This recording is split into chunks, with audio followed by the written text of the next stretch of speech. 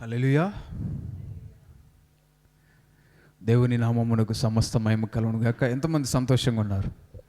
సంతోషంగా ఉన్నవారు అందరం ఒకసారి చప్పట్లు కొట్టి దేవుని మహిమపరుద్దాం. చప్పట్లు కొడుతున్న కొలది దేవుడు మీ జీవితంలో సంతోషం తీసుకొచ్చును గాక. హల్లెలూయా.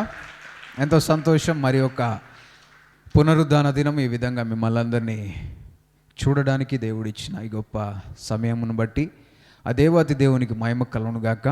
ఈ సమయంలో చిన్న ప్రార్థన చేసుకొని కొన్ని నిమిషంలో దేవుని వాక్యమును మనం ధ్యానించుకుందాం. అందరము ప్రార్థన చేస్తూ దేవుణ్ణి అడుగుదాం, యేసయ్య మాతో మాట్లాడండి ప్రభువా. అందరం ప్రార్థన చేద్దాం. ప్రార్థన చేస్తూ దేవుణ్ణి అడుగుదాం. పరమ తండ్రి, పరిశుద్ధుడైన దేవా, కృపాసత్య సంపూర్ణుడా, వాక్యమైన దేవా, నీకే వందనాలు.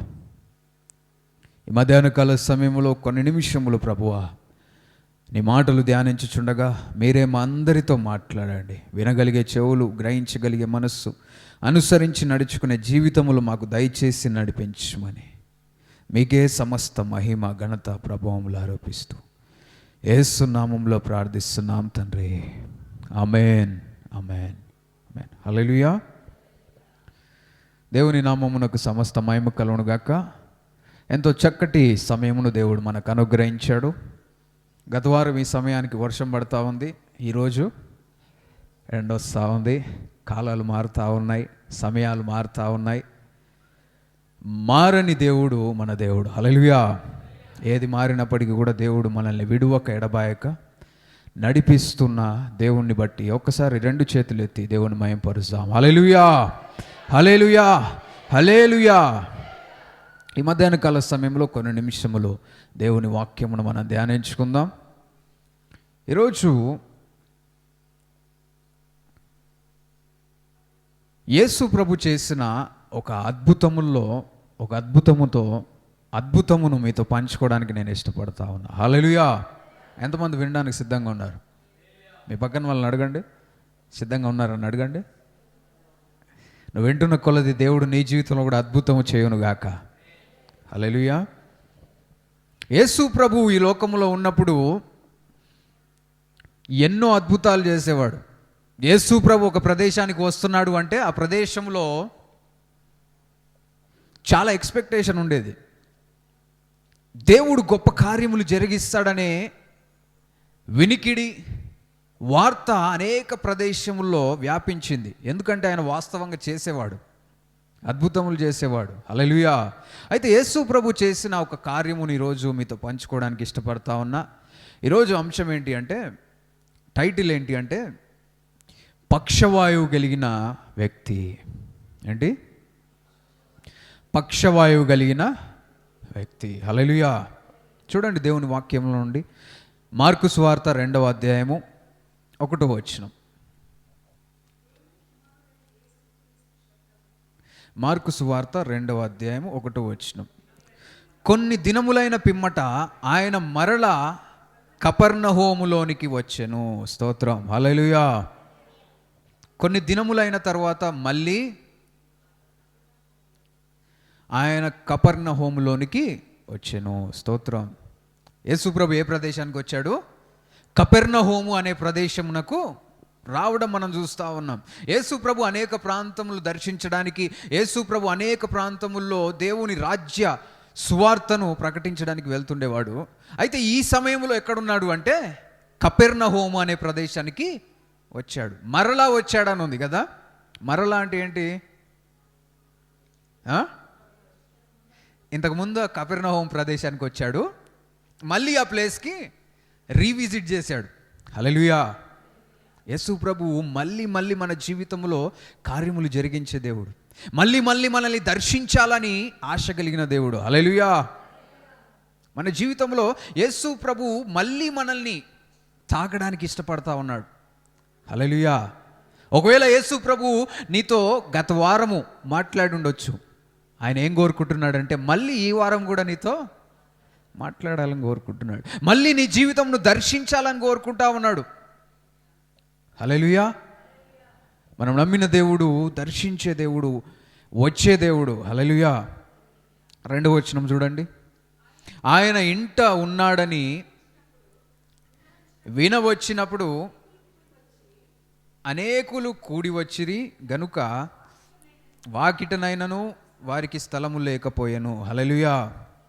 ఆయన ఇంట ఉన్నాడని వినవచ్చినప్పుడు, యేసుప్రభు ఎక్కడున్నాడు? కపెర్నహూములో ఒక ఇంటి దగ్గర ఉన్నాడు. ఆ ఇల్లు ఎవరిది అనేది ఇక్కడ మెన్షన్ చేయనప్పటికీ కూడా ఒక ఇంటి దగ్గర ఉన్నాడు కదా. ఒక ఇంటి దగ్గర ఉన్నాడు. ఈ ఇంటి దగ్గర ఉన్నాడనే విషయము అనేకులకు తెలియపరచబడింది. హల్లెలూయా. యేసు ప్రభువు పలానా ప్రదేశంలో ఉన్నాడు అనే విషయము అనేకుల చెవులో పడింది కదా. చెవులో పడినప్పుడు ఏం జరిగింది అంటే,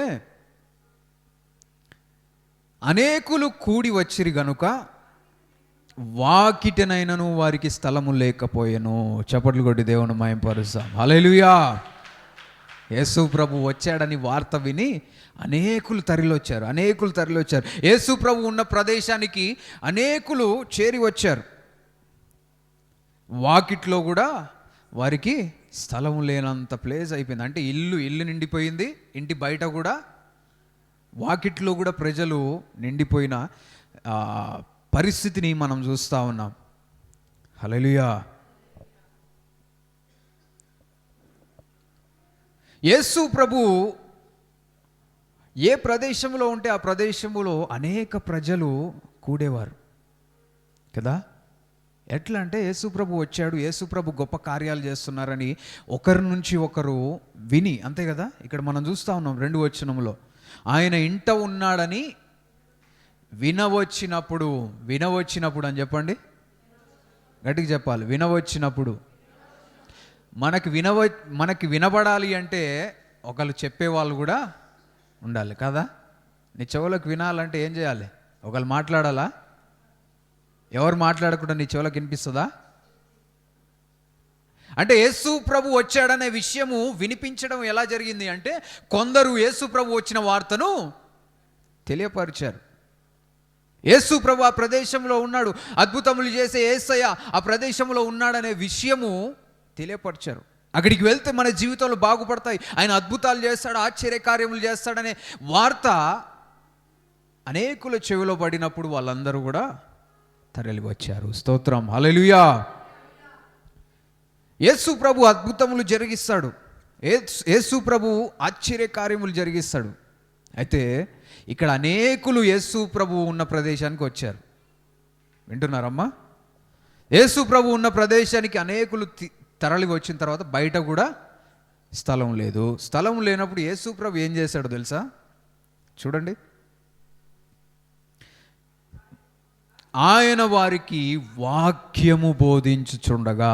స్తోత్రం. హల్లెలూయా. అనేక ప్రజలు వచ్చినప్పుడు యేసు ప్రభు చేసిన పని ఏంటో తెలుసా? వాక్యము బోధిస్తూ ఉన్నాడు. ఏం చేస్తున్నాడు? వాక్యం బోధిస్తూ ఉన్నాడు. He started preaching. వాక్యాన్ని బోధిస్తూ ఉన్నాడు, వాక్యాన్ని వారికి తెలియపరుస్తూ ఉన్నాడు. యేసు ప్రభు ప్రజలందరూ వచ్చినప్పుడు వాక్యము బోధించడం అనేది చాలా గొప్ప విషయం కదా, ఆలోచించాల్సిన విషయం. ఎందుకంటే వచ్చిన వారిలో అనేక పరిస్థితులు గుండా వస్తుంటారు కదా. దేవుని మందిరానికి కేవలం వాక్యం వినడానికే వస్తున్నారు వారు ఎవరైనా ఉన్నారా? కేవలం వాక్యం వినడానికి వస్తున్న వాళ్ళు, కేవలం పాటలు పాడడానికి వస్తున్న వాళ్ళు ఎవరైనా ఉన్నారా? కేవలం ప్రార్థన చేయడానికి వస్తున్న వారే ఉన్నారా? అనేక రకాలుగా మనము మందిరానికి వస్తుంటాం. కొంతమంది ఇవన్నిటిలో కూడా పాల్పొందడానికి వస్తుంటారు. కొంతమంది కేవలము ఆశీర్వాదం కొరకు వస్తారు కదా. లాస్ట్ ఆశీర్వాదం టైంకి వస్తారు. ఎందుకు వాళ్ళు వచ్చేది? ఎందుకు? కొంతమంది పెళ్ళిళ్ళకి ఏ టైంకి పోతారు తెలుసా? పెళ్ళి 10 గంట ఎన్నింటికి పోతారు చెప్పండి? 10 గంటే టైం చెప్పండి, ఎన్నింటికి పోవాలి? 12:30 1 గంటకు పోతే అంతా కూడా అయిపోయి డైరెక్ట్ ఎక్కడికి పోవచ్చు. అప్పుడు భోజనాలు స్టార్ట్ అయితే అటు వెళ్ళిపోవచ్చు. వీళ్ళ టైమ్స్ వేరు. మందిరానికి వచ్చే వాళ్ళకు టైమ్స్ వేరు ఉంటాయి. కొంతమంది ఎర్లీగా వస్తారు ప్రార్థన చేసుకోవడానికి, కొంతమంది ప్రార్థన అంటే వాళ్ళకి ఇంట్రెస్ట్ ఉండదు. ఏ టైంకి వస్తారంటే పాటలకు వస్తారు. కొంతమంది పాటలు కూడా లేదు. కొంతమంది ఎప్పుడు వస్తారు? వాక్యానికి వస్తారు. కొంతమంది మొదటి ఆదివారం రోజే వస్తారు. ఎందుకంటే మొదటి ఆదివారం ఏముంది? ప్రభు బల్ల ఉంది. రెండవది భోజనాలు కూడా ఉన్నాయి. అంటే ఒక్కొక్కరు ఒక్కొక్క కారణాన్ని బట్టి రావడం మనం చూస్తూ ఉన్నాం. కొంతమంది దేవుని మందిరానికి ఎందుకు వస్తారంటే అద్భుతముల కోసం వస్తారు, దేవుని నుంచి ఏదైనా పొందుకోవడానికి వస్తారు. ఇవన్నీ మంచివే. అయితే ఇక్కడ యేసు ప్రభు దగ్గరకు అనేక రీతులైన మనుషులు వస్తూ ఉన్నారు. అయితే యేసు ప్రభు ఏం చేయడం ప్రారంభించాడు అంటే వాక్యము బోధించడం ప్రారంభించాడు. స్తోత్రం, హల్లెలూయా. అంటే వాక్యం అనేది మనుష్యుల జీవితంలో ఎంతో ప్రాముఖ్యమైన విషయం. అద్భుతములు, ఆశ్చర్య కార్యములు అంటే ప్రజలు పరిగెడుతున్న పరిస్థితులు మనం చూస్తూ ఉన్నాం. మంచిదే, దేవుని కార్యముల గురించి ఆసక్తి కలిగి దేవుని నుంచి మేలు లేదంటే అద్భుతము, ఆశ్చర్యకార్యము, స్వస్థత పొందాలనే ఆశ ఉండడం మంచిదే. దేవుని వాక్యం వినాలనే ఆశ నీకుందా? దేవుని వాక్యము నీ జీవితంలో ఎంత గొప్ప కార్యములు జరిగిస్తుందో నువ్వు గ్రహించే స్థితిలో ఉన్నావా? దేవుని వాక్యము నువ్వు గ్రహించే స్థితిలో ఉండాలి. దేవుని వాక్యమునకు ప్రాధాన్యత ఇచ్చే స్థితిలో ఉండాలి. స్తోత్రం, హల్లెలూయా. ఆది యందు వాక్యం ఉండెను, వాక్యము దేవుని యొద్ద ఉండెను, వాక్యము దేవుడై ఉండెను. ఆ వాక్యమే శరీరధారి అయి కృపాసత్య సంపూర్ణుడిగా మన మధ్యలో నివాసం చేశాడు. ఆయన యేసయ్య, హల్లెలూయా. యేసు ప్రభు పలికిన మాట, the words that I speak they are spirit and they are life. నేను మాట్లాడుతున్న మాటలు జీవమును ఆత్మ అయి ఉన్నాయి. నువ్వు దేవుని వాక్యం వింటున్నావు అంటే ఆత్మ నీ జీవితంలో కార్యం జరిగిస్తుంది. పరిశుద్ధాత్మ దేవుని కార్యము నీ జీవితంలో జరుగుతుంది. పరిశుద్ధాత్మ దేవుడు నీ జీవితంలో కార్యం జరిగిస్తూ ఉన్నాడు అనే విషయం నువ్వు గ్రహించాలి. స్తోత్రం, హల్లెలూయా. వాక్యం వినే స్థితిలో ఉండాలి. ఇక్కడ యేసు ప్రభు అనేక ప్రజలు చేరినప్పుడు ఆయన ఏం చేస్తున్నాడంటే వాక్యాన్ని బోధిస్తూ ఉన్నాడు. హల్లెలూయా. మీరు సత్యము నెరుగుదురు, సత్యము మిమ్ములను స్వతంత్రులుగా చేయును. హల్లెలూయా. వాక్యమును బోధించడం అనేది గొప్ప దీవెన. వాక్యమును బోధించడం సేవకులకు, సంఘ కాపరులకు కలిగిన ప్రాముఖ్యమైన బాధ్యత ఏంటి అంటే దేవుని ప్రజలను వాక్యముతో పోషించాలి, వాక్యముతో వారిని నడిపించాలి. వాక్యము జీవాహారము. ప్రజల యొక్క జీవితంలో మార్చి వెలుగులో నడిపించేది ఏంటి అంటే వాక్యం. వాక్యం అనే ఒక ఫౌండేషన్ నీ జీవితంలో ఉండాలి, పునాది ఉండాలి. వాక్యం మీద నీ జీవితం కట్టబడాలి.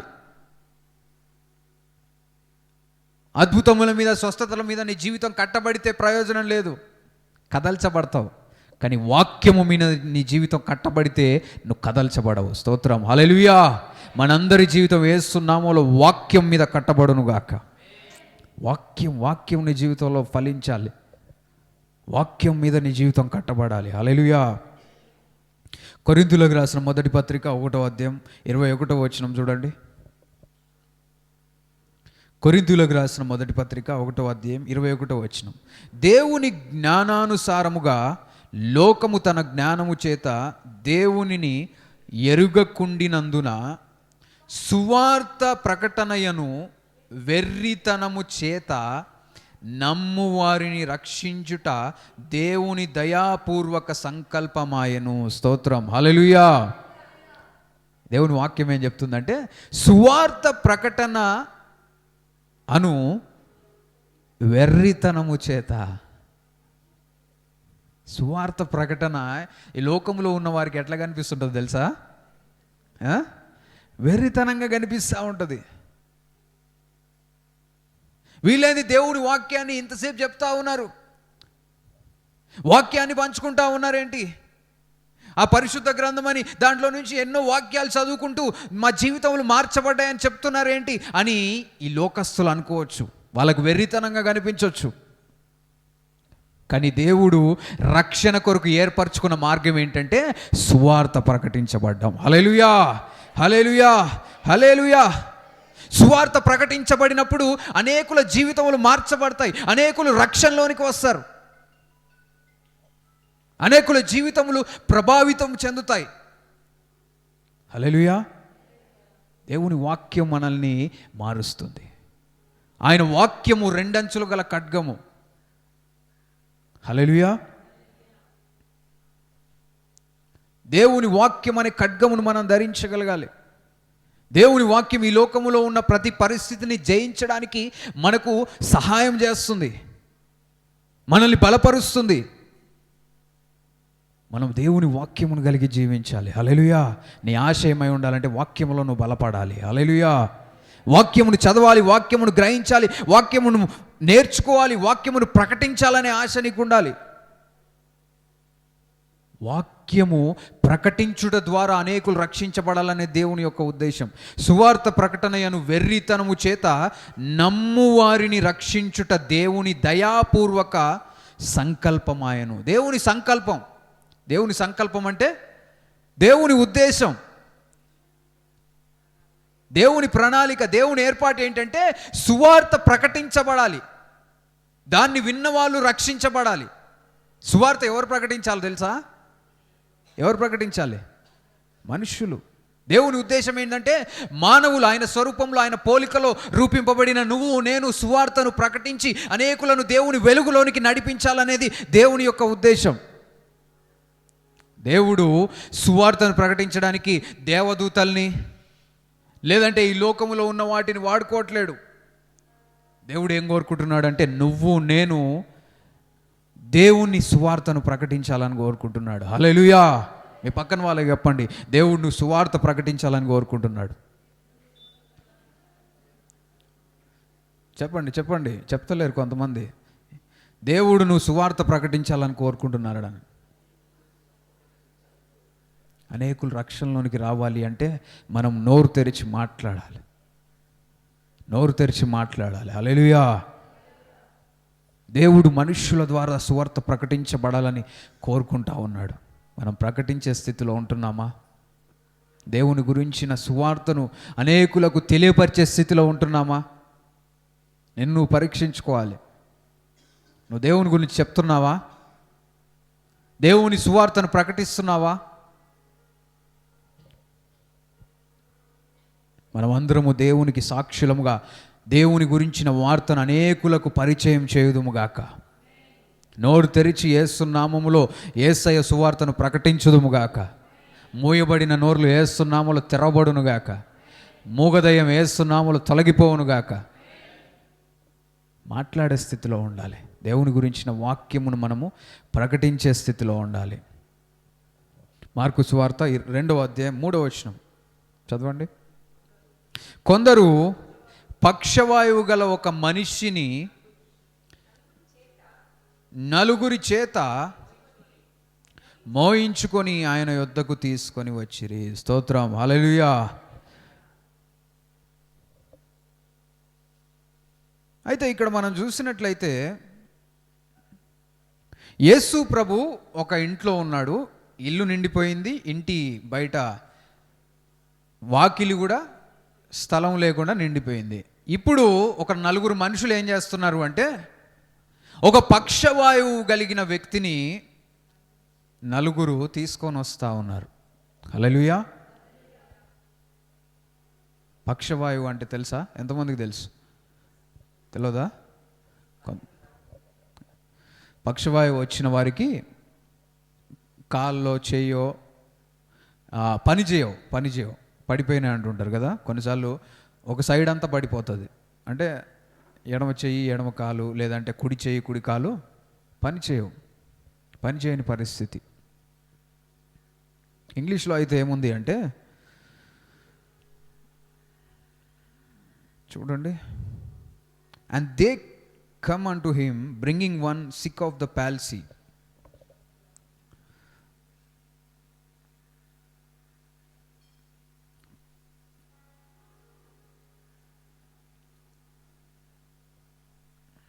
పాల్సీ అనే పదాన్ని యూజ్ చేయడం మనం చూస్తూ ఉన్నాం. హల్లెలూయా కదా.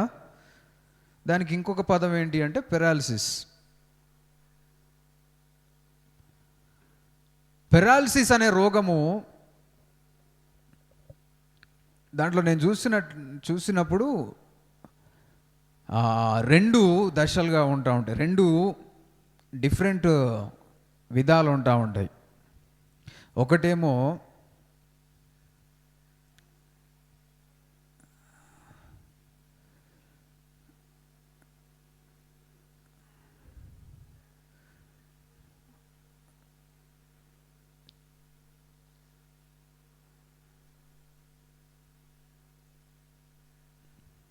Bells palsy. ఏంటిది వింటున్నారమ్మా? ఎంతమందికి సైన్స్ నేర్చుకోవడం ఇష్టం, కొన్ని కొత్త విషయాలు తెలుసుకోవడం ఇష్టం అన్నవారు? హల్లెలూయా. బెల్స్ పాల్సీ అంటే బెల్స్ పక్షవాతం. బెల్స్ అంటే ఏంటి అంటే a temporary condition causing one side facial paralysis. Temporary అంటే తాత్కాలికంగా కొంతకాలము ఏమవుతుందంటే వాళ్ళకి ఫేస్లో ఒక సైడు పని చేయకుండా పెరాలసిస్ వస్తుంది. కొంతమందికి నోరు మూతి వంకరపోతాయి, చూసినరా? అవేంటి అంటే టెంపరరీగా. ఇది వచ్చినప్పుడు ఏం జరుగుతుందంటే టెంపరరీగా మనం చేయగలిగినవి చేయలేని పరిస్థితిలోకి వెళ్ళిపోతూ ఉంటాం. అంటే కొన్నిసార్లు ఒక సైడ్ అంతా వాళ్ళకి పనిచేయదు. ఒక సైడు నవ్వడానికి ఈ మజిల్స్ అన్నీ కూడా పనిచేయవు. కన్ను చూపు కూడా కొన్నిసార్లు, తర్వాత మూతి నోరు తెరవడానికి ఇదంతా కూడా పనిచేయదు.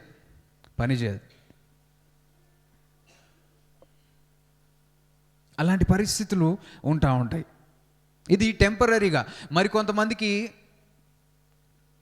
ఇన్వాలంటరీ మూమెంట్ కూడా ఉంటుంది. ఇన్వాలంటరీ మూమెంట్ అంటే కొంతమందికి వాళ్ళ ఆధీనంలో ఉండకుండా కొన్ని మూమెంట్స్ వస్తూ ఉంటాయి. అంటే ఏ విధంగా చెప్పొచ్చు అంటే కొంతమంది చేతులు ఊగుతూ ఉంటాయి, చూసినరా? కొంతమంది ఉట్టినే చేయి ఊగుతూ ఉంటుంది. తర్వాత కొంతమందికి ఇట్లా వాళ్ళ కంట్రోల్లో ఉండదు. వీళ్ళేంది ఇట్లా ఊగుతుర్రు అనుకుంటారు, కానీ వాళ్ళ కంట్రోల్లో లేకుండా కొన్ని ఇన్వాలంటరీగా, అంటే నీ శరీరంలో ఉన్న అవయవాలు నీ మాట వినకుండా పనిచేస్తూ ఉంటాయి. కొంతమందికి కండ్లు కూడా ఇట్లా కొడుతుంటారు, చూసినరా? మరి కొంతమందికి వాళ్ళు నవ్వకున్నా కానీ కొన్నిసార్లు ఒక సైడు మూమెంట్స్ వచ్చేస్తూ ఉంటాయి. ఎందుకు అంటే అది వాళ్ళ శరీరము వాళ్ళ చేతిలో కంట్రోల్లో లేదు. అయితే యేసు ప్రభు దగ్గరికి తీసుకొచ్చిన ఈ పక్షవాయువు కలిగిన వ్యక్తిని మనం గమనిస్తే ఇతనికి శారీరకమైన సమస్య ఉంది. అయితే మనలో అనేకుల జీవితంలో ఇలాంటి ఆత్మీయ పరిస్థితులు, ఆత్మీయ సమస్యలు కూడా ఎదురవుతూ ఉంటాయి. కొంతమందికి ఆత్మీయంగా పక్షవాయువు కలిగిన జీవితాలు జీవిస్తూ ఉంటారు. ఆత్మీయంగా కూడా వాళ్ళ జీవితం, వాళ్ళ పరిస్థితులు వాళ్ళ చేతిలో ఉండవు. కొంతమంది అందరు నవ్వుతున్నారు అనుకో, వీళ్ళంతా ఎట్టుంటారు తెలుసా? సీరియస్గా ఉంటారు. అంటే వీళ్ళకి ఏమొచ్చింది?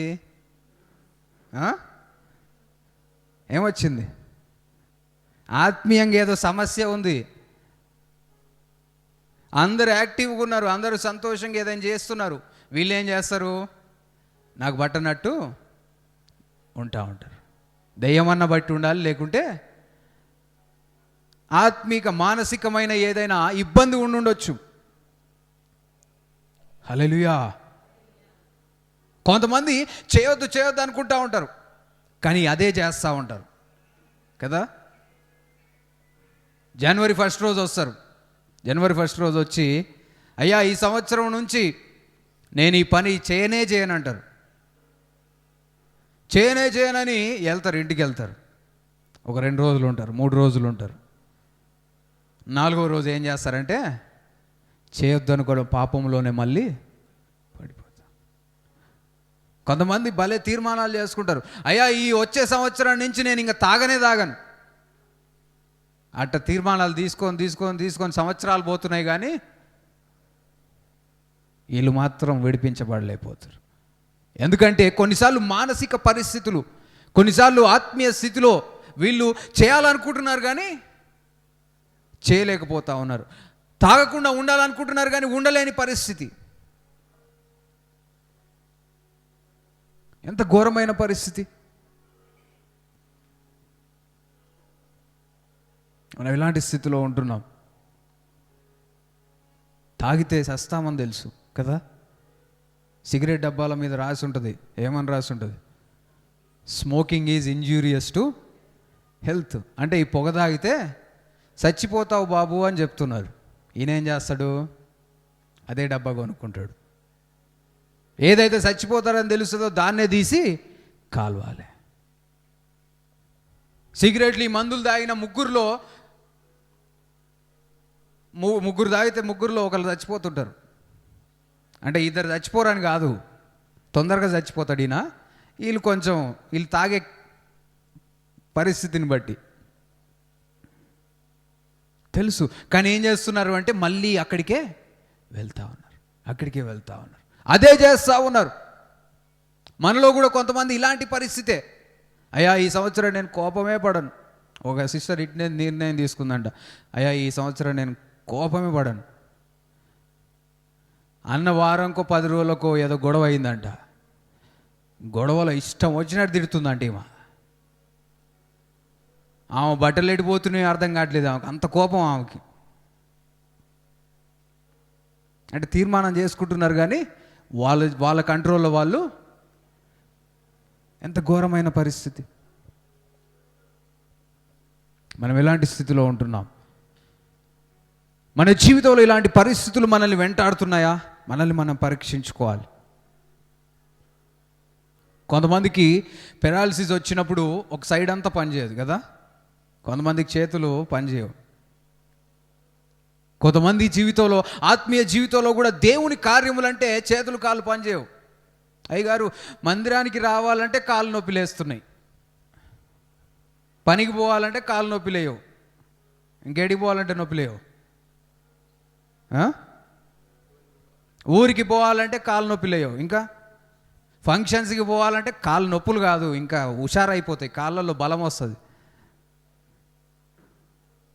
కానీ మందిరం అనగానే ఏమైపోతుందంటే కాళ్ళు చేతులు పని చేయట్లేవు, వెళ్ళలేని స్థితిలోనికి వెళ్ళిపోతూ ఉన్నారు.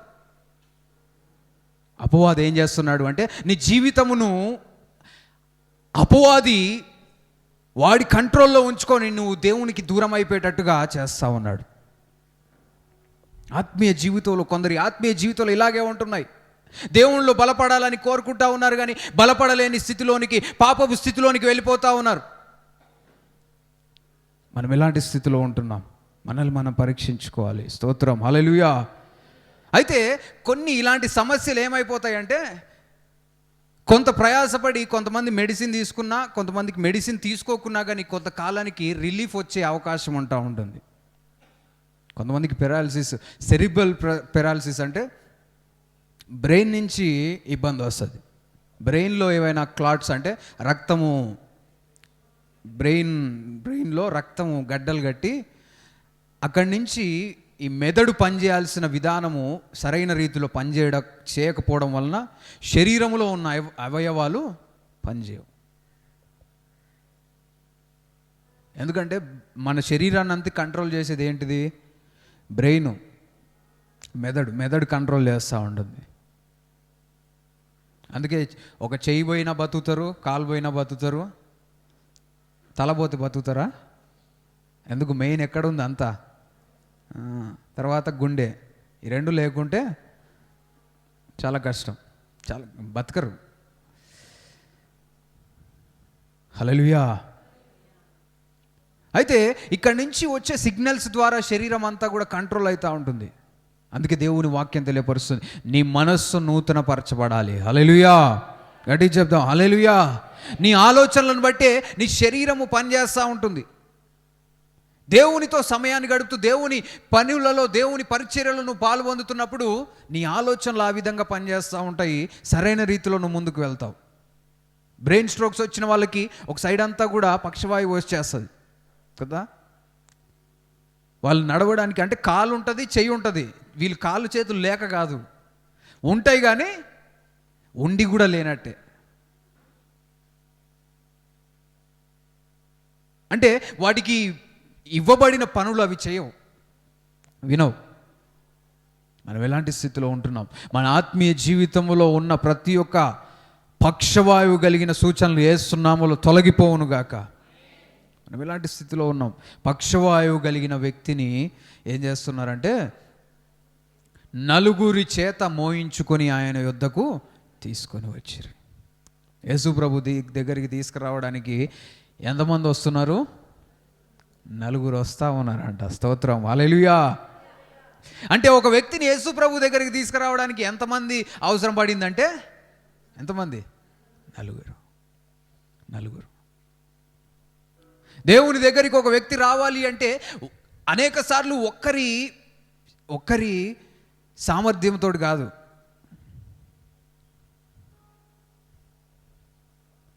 అనేకులు సువార్తను ప్రకటిస్తూ మళ్ళీ మళ్ళీ వినడం ద్వారా వాళ్ళు దేవుని దగ్గరికి రావడానికి అవకాశం ఉంటుంది. కొన్నిసార్లు దేవుని గురించి సువార్త ప్రకటించి రమ్మని చెప్తూ పిలుస్తున్నప్పటికీ కూడా వాళ్ళు రాలేకపోవచ్చు. దేవుడు ఇంకొకరి ద్వారా దేవుడు మాట్లాడవచ్చు. ఆ విధంగా వాళ్ళు దేవుని దగ్గరికి రావడానికి అవకాశం ఉంటుంది. ఇక్కడ ఇతన్ని తీసుకురావడానికి ఎంతమంది అవసరం పడ్డారు? నలుగురు. ఒక వ్యక్తిని దేవుని దగ్గరికి తీసుకురావడానికి నలుగురు అవసరం పడ్డారు. ఒక వ్యక్తిని దేవుని దగ్గరికి తీసుకురావడము చాలా భారమైన పని కదా. ఇతన్ని ఎట్లా తీసుకొస్తున్నారు చెప్పండి? మంచం మీద మోసుకొని వస్తున్నారు. మోసుకొని రావడం అంటే బరువేనా? ఒక మనిషిని మోసుకురావడం అంటే బరువే. ఒక మనిషిని దేవుని దగ్గరికి తీసుకురావడం అంటే బరువే.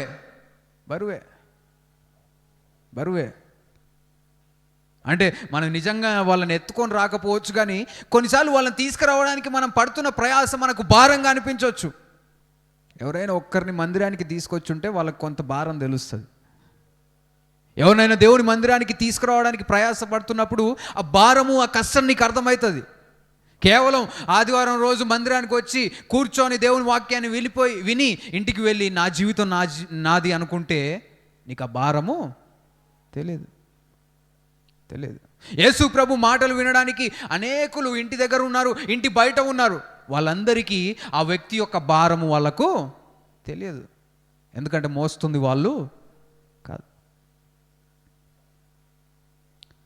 మోస్తున్నది వాళ్ళు కాదు. కాబట్టి ఆ వ్యక్తిని తీసుకురావడానికి వీళ్ళు పడుతున్న ప్రయాసం వాళ్ళకి అర్థం కాదు.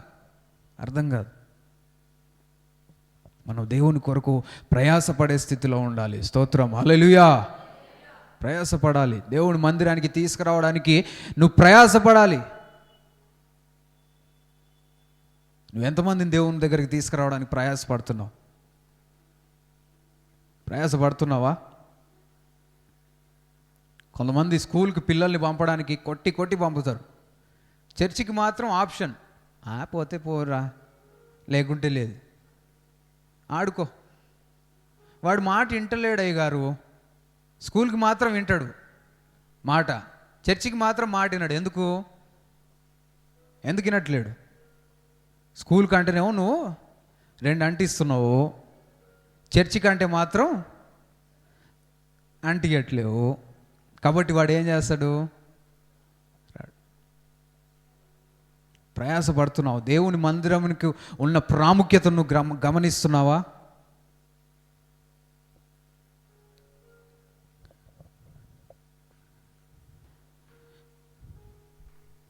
ఒక వ్యక్తి డిగ్రీలు సంపాదించుకొని PhD సంపాదించిన దానికంటే కూడా ఒక వ్యక్తి రక్షణ పొందితే అది శ్రేష్టమైన విషయం. హల్లెలూయా. అది నువ్వు గమనించాలి. నీ పిల్లలు, నీ కుటుంబము ఏదో ఉన్నతమైన స్థితిలో ఉండడానికి నువ్వు కోరుకునే స్థితిలో ఉండడం కాదు. నా బిడ్డ దేవునికి మహిమకరంగా జీవించాలి, నా బిడ్డ రక్షణ పొందాలనే ఆలోచన నీకు ఉండాలి. ఆ విధంగా నువ్వు ఆలోచించి వాళ్ళని నడిపించే స్థితిలో నువ్వు ఉండాలి. అట్లని చదువులను నిర్లక్ష్యం చేయమని కాదు. మళ్ళీ చదువులు కూడా చాలా ముఖ్యమే. ఏది ప్రాముఖ్యము, ఏది ఫస్ట్ ప్రయారిటీ అనేది నువ్వు నిర్ణయించుకోవాలి. భారమైన పని. దేవుని మందిరానికి తీసుకురావడానికి కొన్నిసార్లు ఇబ్బందులు. కొంతమంది చర్చికి రమ్మంటే నాకు ఆ డబ్బులు లేవంటారు. నువ్వు తీసుకపోతే నేను వస్తా అన్నారు ఎవరైనా అట్లా మిమ్మల్ని? నువ్వు ఛార్జీలు పెట్టుకుంటే, కొంతమంది ఛార్జీలు పెట్టుకుంటే వస్తామన్నారు. వాళ్ళు ఏమంటారు అంటే నా దగ్గర ఛార్జీలు లేవంటారు. ఛార్జీలు లేవన్నప్పుడు నువ్వేం చేస్తావు? నేనైనా తీసుకపోతే అనే స్థితిలో ఉంటున్నావా? నేను ఇంజనీరింగ్ చదువుతున్నప్పుడు మా ఫ్రెండ్స్ ఒకరిని చర్చికి తీసుకోవడానికి ప్రయత్నం చేస్తున్నప్పుడు వాళ్ళకి డబ్బులు లేవు. నేనే వాళ్ళకు ఛార్జ్ ఇచ్చాను. కొన్నిసార్లు నేనే వెళ్ళి వాళ్ళను బండి మీద తీసుకొని వెళ్ళేవాడిని. ఎందుకంటే వాళ్ళని మందిరానికి తీసుకువెళ్ళాలి. కొన్నిసార్లు కొంతమందిని మందిరానికి తీసుకువెళ్తే వాళ్ళకు మధ్యాహ్నం భోజనం చేపియాలి. నేను అంతసేపు నాకు మధ్యాహ్నం అన్నం తినిపిస్తావా అంటారు. అప్పుడు నువ్వు ఏదో ఒకటి చేసి ఒక పూట నువ్వన్న పస్తులు ఉంచుకొని వాళ్ళకి తినిపించే స్థితిలో ఉండాలి.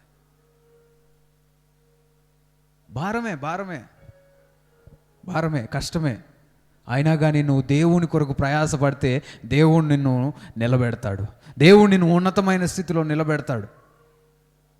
ఒక ఆత్మను దేవుని దగ్గరికి తీసుకురావడము చాలా కష్టమైన పరిస్థితి, చాలా భారమైన పరిస్థితి. కానీ నువ్వు ప్రయాసపడతా ఉండాలి. హల్లెలూయా, గట్టిగా చెప్దాం హల్లెలూయా. మనం ఎలాంటి స్థితిలో ఉంటున్నాం? అపవాది అనేకులను దారి తప్పించి నరకానికి చేరువుగా చేయడానికి ప్రయాసపడతా ఉన్నాడు. మనం కూడా ప్రయాసపడుతున్నామా? దేవుని మందిరానికి తీసుకురావడానికి ప్రయాసపడాలి. మనం అందరం ఒక తీర్మానం చేసుకోవాలి, ఒక ఆలోచన చేయాలి. దేవుని వాక్యం చెప్తుంటే అయ్యగారు చెప్తున్నారు, భలే చెప్తున్నాడు వింటున్నా. ఇదే కాదు, వింటున్న వాక్యం నీ జీవితంలో పని చేయాలి. పని చేయకుండా ఉన్నట్లయితే ప్రయోజనం లేదు. నువ్వు విన్న వాక్యమును బట్టి నువ్వు జీవించడానికి నువ్వు ప్రయాసపడాలి. అప్పుడు దేవుడు నీకు సహాయం చేస్తాడు. ఎంతమంది మందిరానికి తీసుకురావడానికి ప్రయాసపడతారు? చేతులెత్తి దేవుని మహిమపరుద్దాం. హల్లెలూయా, గట్టిగా చెప్దాం హల్లెలూయా. దేవుని దగ్గరికి తీసుకురావడానికి ప్రయాసపడాలి. ఈ క్రిస్మస్కి ఒక ముగ్గురినైనా తీసుకురావడానికి ప్రయత్నం చేయండి. క్రిస్మస్ ఇంకెన్ని రోజులు ఉంది?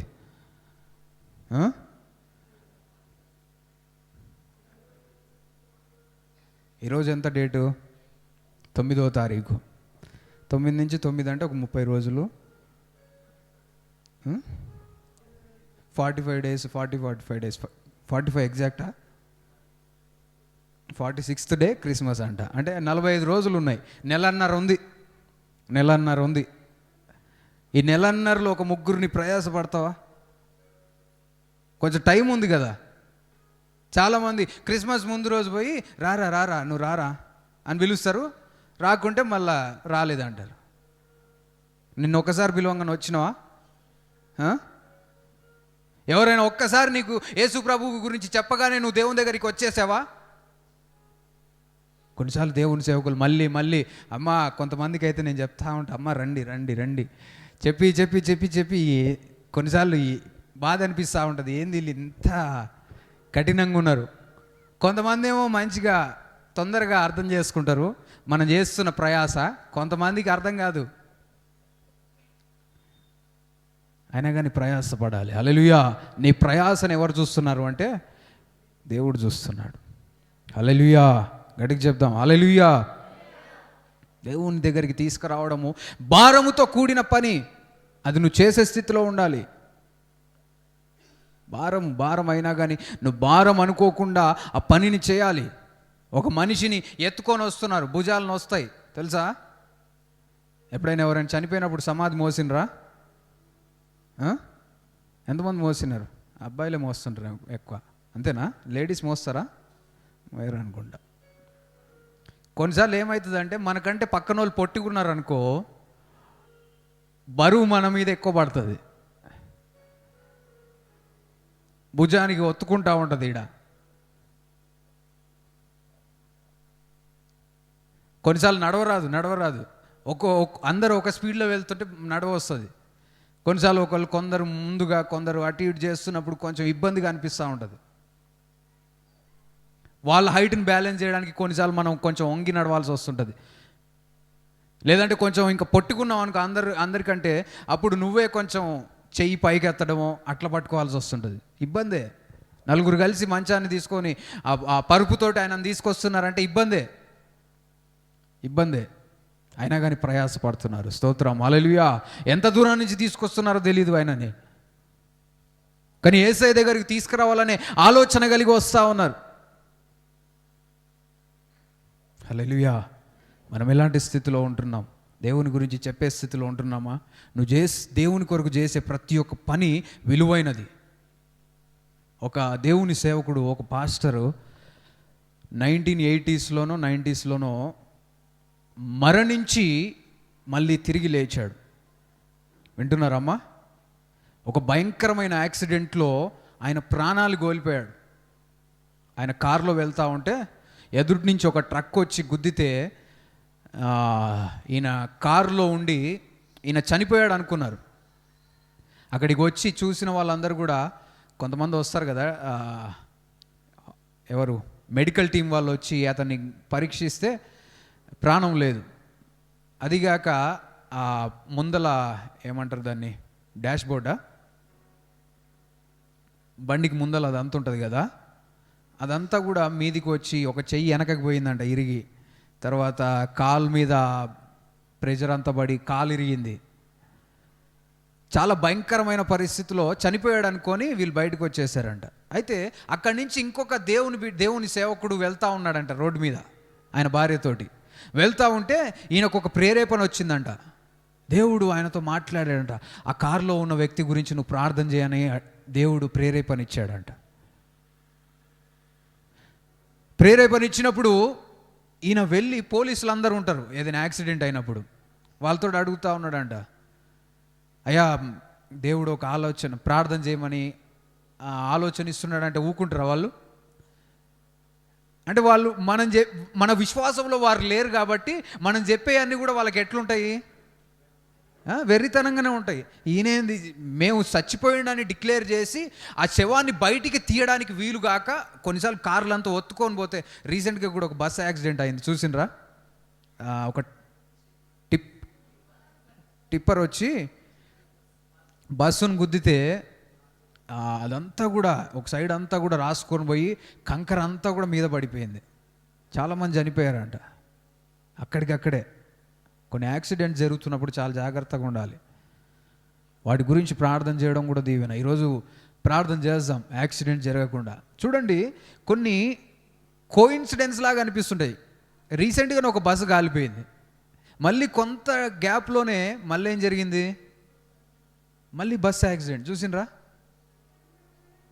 భయంకరమైన యాక్సిడెంట్లు, చిన్నవి కావు. దానిలో చనిపోయిన వాళ్ళ జీవితంలో ఒక్కొక్కరికి ఒక్కొక్క బాధ. ఒక కుటుంబంలో 3 కూతుర్లు అంట, 3 పిల్లలు, 3 అమ్మాయిలు ప్రాణాలు పోయినాయి. వాళ్ళ నాన్న నేను కారులో తీసుకెళ్ళి దింపొస్తాననే అన్నాడంట. వీళ్ళు వినకుండా ఏం కాదులే నాన్న అని బస్సు ఎక్కిరు. వాళ్ళకి తెలియదు. భయంకరమైన పరిస్థితి.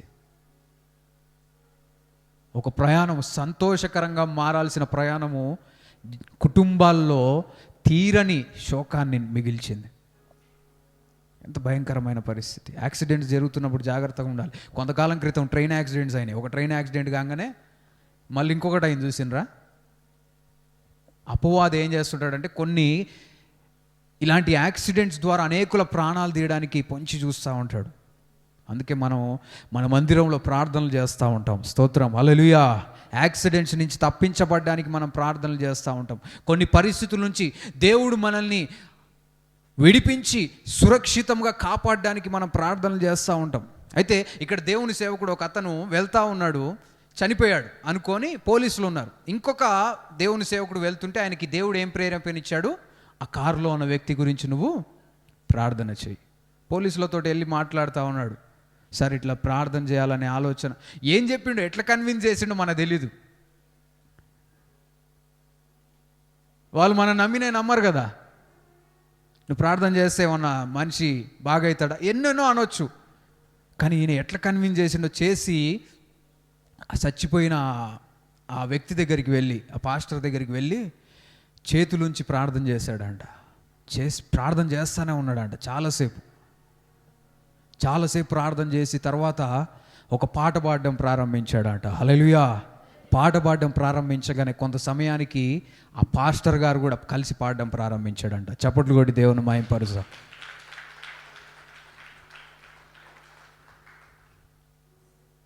వెంటనే ఈయనకి సంతోషం, అరే దేవుడు బ్రతికించాడనే విషయము బయటికి వెళ్ళి మెడికల్ టీం వాళ్ళు ఉంటారు కదా, వాళ్ళకి చెప్తున్నాడంట. సార్ కారులో ఉన్న వ్యక్తి బతికాడు సార్ అని చెప్తుంటే వాళ్ళు నమ్మట్లేరు. ఎందుకంటే వీళ్ళు ఆల్రెడీ వచ్చి చెక్ చేశారు, పల్స్ ఇవన్నీ చూసుకున్నారు, బ్రతకలేదు. నువ్వేమన్నా మతిస్థిమితం నీకు తప్పిందా ఏంది? చచ్చిపోయిన వ్యక్తిని మళ్ళీ బతికాడంటే మేము ఎట్ట నమ్ముతాం అని నమ్మలేదంట. నమ్మకుంటే ఆయన ఏం చేశాడో తెలుసా? అక్కడనే రోడ్డు మీద పడుకొని, ఒకవేళ మీరు వెళ్ళాలి అంటే నా మీద నుంచి పోండి అని చెప్పిండంట. అని చెప్పినప్పుడు సరే ఈయన ఇంతగానో అంటుండు కదా అని వెళ్ళి చూస్తే పల్స్ ఉందంట. స్తోత్రం, హల్లెలూయా. బ్రతికే ఉన్నాడని తెలుసుకున్నారంట. తెలుసుకున్న తర్వాత మళ్ళీ కొంత చాలా టైం పట్టిందంట ఆయనను బయటికి తీయడానికి. ఎందుకంటే చనిపోయిన శవం అనుకో, మృతదేహాన్ని అయితే ఎట్లా పడితే అట్లా తీయొచ్చు, బ్రతికున్న వ్యక్తిని మాత్రం ఎట్లా పడితే అట్లా తీయలేము కదా. అప్పటికే కారు అంతా నుజ్జు అయింది, ఎట్లా పడితే అట్లా తీస్తే మనిషి బ్రతకడు అనేసి అట్లా అవి ఓపెన్ చేయడానికి కూడా వేరే ఎక్విప్మెంట్స్ ఉంటాయి. వేరే మిషనరీ తీసుకొచ్చి అతన్ని ఓపెన్ చేసి కోసి అతన్ని బయటికి తీసుకెళ్ళారంట. హల్లెలూయా. మనము నమ్మిన దేవుడు గొప్ప కార్యములు జరిగించే దేవుడు. తరువాత ఈ బ్రతికిన పాస్టర్ కొంతకాలానికి ఆయన జీవితంలో జరిగిన విషయాలు పంచుకుంటూ ఆ చనిపోయిన గ్యాప్లో 90 minutes ఇన్ హెవెన్, ఆ 90 నిమిషములు దేవుని పరలోక రాజ్యములోనికి వెళ్ళాడని చెప్పాడు. హల్లెలూయా. దేవుడు పరలోక రాజ్యానికి తీసుకువెళ్ళాడంట. అక్కడ ఉన్న ప్రదేశం అంతా కూడా ఎక్స్ప్లెయిన్ చేశాడు ఆయన. ఆయన సమయం రాలే కాబట్టి మళ్ళీ ఈ లోకానికి పంపించాడు దేవుడు. బ్రతికి వచ్చాడు. ఆయనకి ఈ రైట్ సైడ్ ఈ భుజం ఒక్కటే ఇరగలేదంట, చేతులు ఇరిగిపోయినాయి, చెయ్యి దాకా తెగి వెనక ఉందంట, కాలు లోపల అంత నుజ్జు అయిపోయింది. భయంకరమైన పరిస్థితి. అయితే ఈ ఒక వ్యక్తిని దేవుడు ప్రేరేపించి ప్రార్థన చేయమన్నప్పుడు ఆయన వెళ్ళి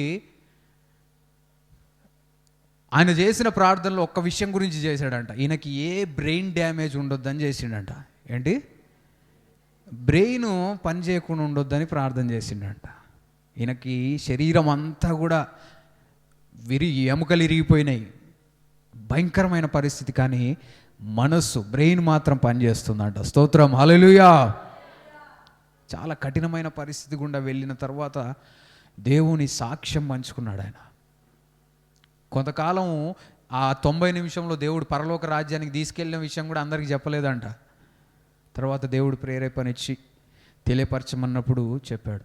అయితే ఆయన చెప్తున్న విషయంలో ఆయన పరలోక రాజ్యానికి ఎంటర్ అయినప్పుడు అక్కడ ఆయనను కలవడానికి కొంతమంది వచ్చారంట. ఇదంతా ఎందుకు చెప్తున్నానంటే ఇప్పుడు చెప్పే విషయం వినండి. పరలోక రాజ్యంలోనికి వెళ్ళగానే ఆయన తాత వచ్చి కలిసిండంట. ఆయన గ్రాండ్ ఫాదర్.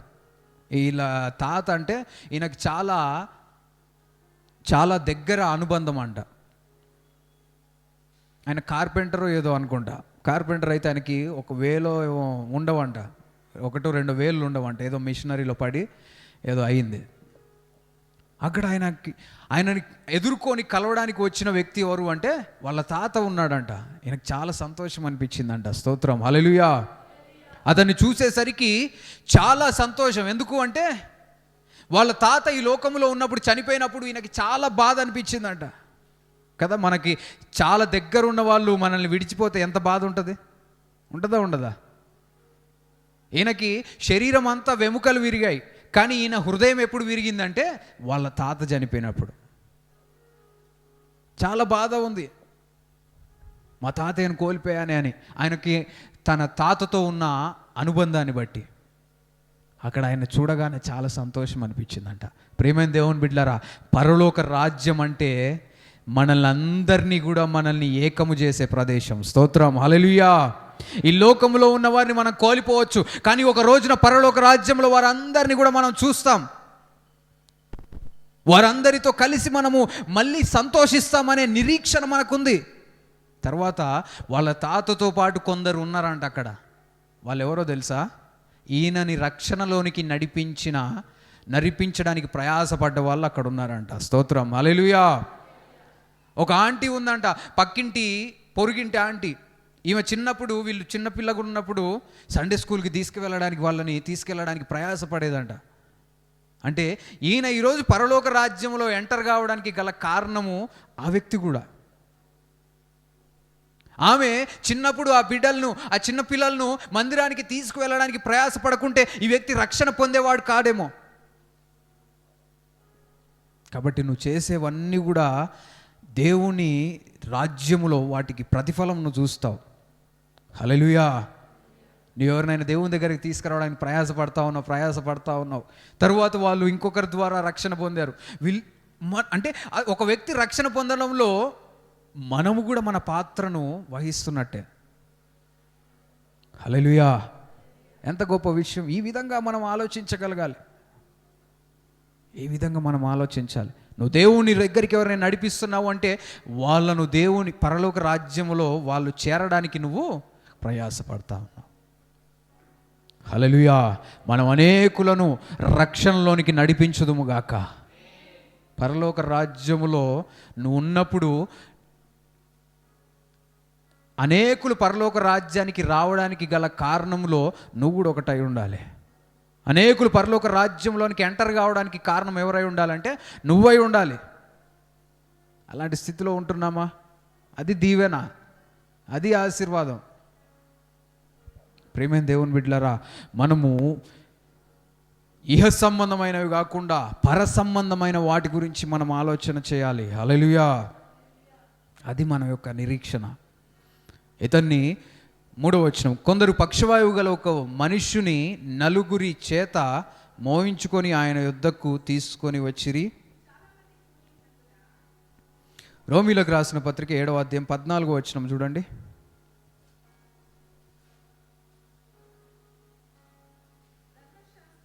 ధర్మశాస్త్రము ఆత్మ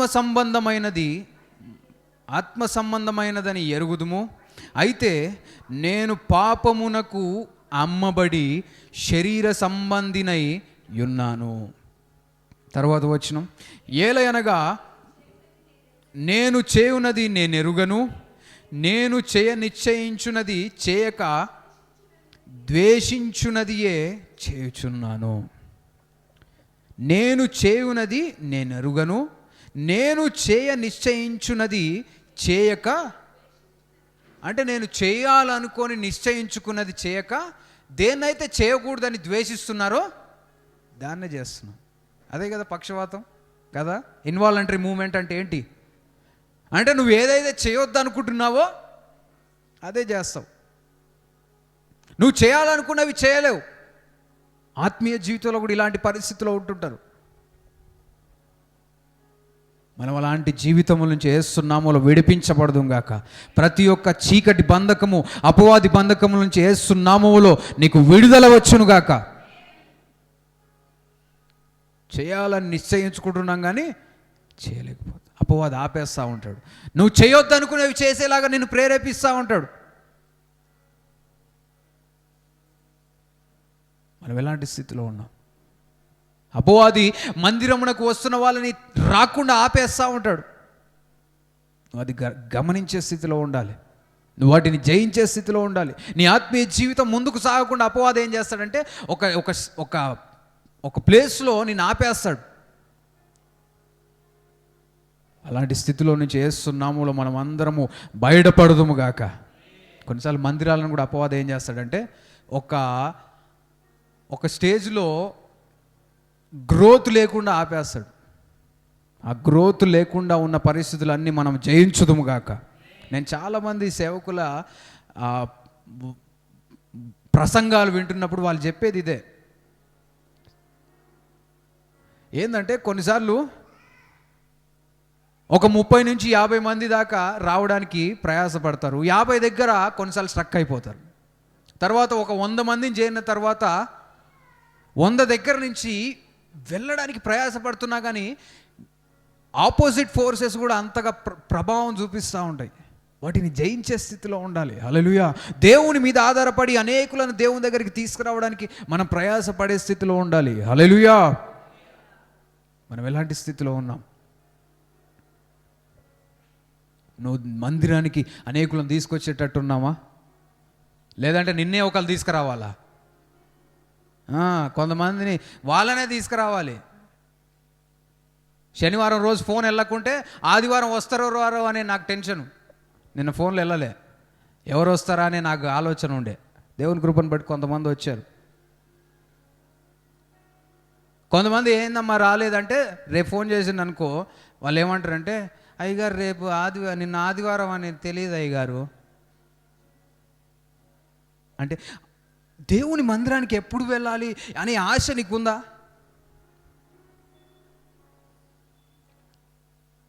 ఎక్కడికైనా ఎవరైనా టూర్కి తీసుకుపోతారనుకున్నా, ఎవరిదైనా పెళ్ళి చెప్పినారనుకో, పెళ్ళి ఉంది పలానా రోజు అని, వీళ్ళకు రోజు పెళ్ళి గురించే. ఆ పెళ్లి రోజు వచ్చేదాకా ఇంకెన్ని రోజుల్లోనే లెక్క పెట్టుకుంటుంటారు. దేవుని మందిరం అంటే మాత్రం ఎవరో ఒకరు చెప్తారులే, కొంతమందిని తీసుకొస్తే కానీ రారు. మనమందరము స్వచ్ఛందంగా వచ్చే స్థితిలో యేసునామములో ఉందుముగాక. మనమే ఆసక్తితో వచ్చే స్థితిలో యేసునామములో ఉందుముగాక. నువ్వే రావాలి. ఒకరు తీసుకొచ్చే పరిస్థితిలో ఉన్నావు అంటే నువ్వు ఇంకా చైల్డ్ స్టేజ్లోనే ఉన్నావు. వింటున్నారా? నిన్ను తీసుకురావడానికే ప్రయాసపడుతున్నారు అంటే నువ్వు ఏ స్టేజ్లో ఉన్నావు? పిల్లల స్టేజ్లో ఉన్నావు. పిల్లల్ని చూడండి, ఎక్కడికైనా తీసుకుపోవాలంటే ఏం చేయాలి? రావాలి, వాళ్ళని రెడీ చేసుకోవాలి, తినిపియాలి, వాళ్ళకి అన్నీ చేసుకొని తీసుకుపోవాలి. నీ ఆత్మీయ జీవితం బలపడుతున్న కొలది నువ్వు సొంతగా వచ్చే స్థితిలో ఉండాలి. ఎంతమంది చిల్డ్రన్ స్టేజ్లో ఉంటే దేవుని సేవకులకు అంత భారం, అంత ఇబ్బంది కదా. ఎక్కువ మంది పిల్లల స్వభావం, పిల్లల మనస్తత్వం ఉన్నోళ్ళే ఉన్నారనుకో, అరే వీళ్ళని రమ్మన్నా, వాళ్ళని రమ్మని మర్చిపోయిన, వాళ్ళు రారు, వీళ్ళు రారు, ఇట్లా అయిపోతూ ఉంటుంది. కానీ కొంతమంది బలంగా, అంటే ఏ పరిస్థితి ఉన్నా కానీ వీళ్ళు ఖచ్చితంగా వస్తారు. వీళ్ళని ఎవరో ఒకరు వచ్చి రమ్మని మళ్ళీ వాళ్ళని మోటివేట్ చేసి వాళ్ళకి 2 మాటలు చెప్పి దేవుని మందిరానికి వస్తే దీవించబడతావు, దేవుని మందిరానికి రావాలి, నువ్వు ఏ పనైనా, ఇవన్నీ అవసరం లేదు. ఏది ఉన్నా లేకున్నా ఆదివారం నేను మందిరంలో ఉంటాననే తీర్మానం కలిగిన వాళ్ళముగా మనం ఉండాలి. స్తోత్రం. హల్లెలూయా, హల్లెలూయా. అలాంటి స్థితిలో మనం ఉంటున్నామా, లేదంటే నిన్ను నడిపించే స్థితిలో ఉన్నావా? మీ పక్కన వాళ్ళకి చెప్పండి, నన్ను ఎవరు తీసుకురాకుండా మందిరానికి వస్తాను చెప్పండి.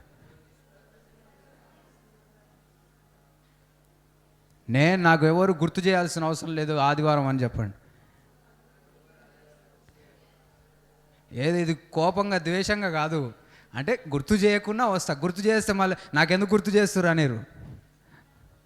గుర్తు చేస్తాం కానీ ఆ గుర్తు చేయకముందే ఈరోజు నీకు ఫోన్ వస్తుందని నీవే గుర్తు చేసుకోవాలి. శనివారం సాయంత్రం అయిందంటే అరే గుర్తు చేస్తారని నీకు ముందే గుర్తుండాలి.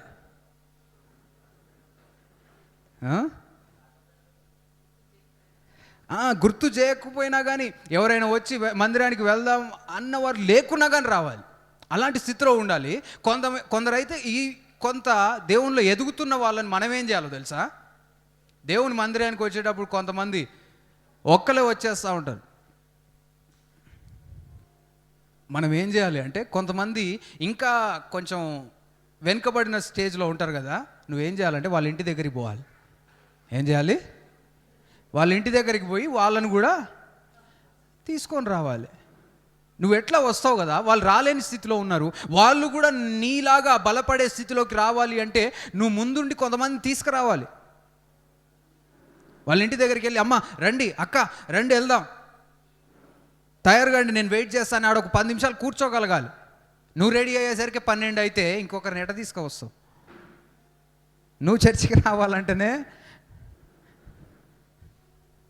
చర్చికి రావాలంటే అబ్బా ఎంత ప్రయాస.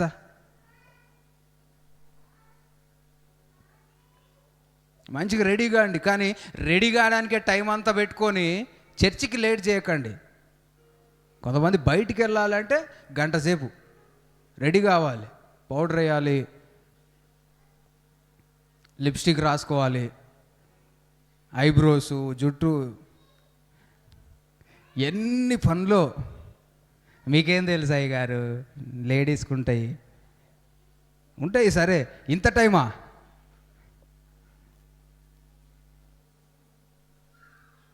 అబ్బాయిలకైతే ఏముండదు, నేను 5 నిమిషాలలో రెడీ అవుతా. మీరు కూడా కొంచెం తొందరగా రెడీ కావడానికి చూడాలి.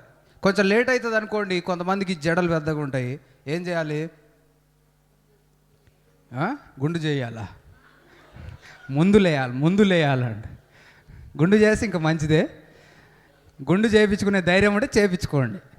ఆ ధైర్యం లేదనుకో ఏం చేయాలి? గంట ముందు లేవాలి. ఆదివారం రోజే తీరుతుంది కొంతమందికి. ఆదివారం రోజే తల జీరబడుతుంది, పేర్లు చూడాలి. 9కి పేర్లు చూస్తుంటారు.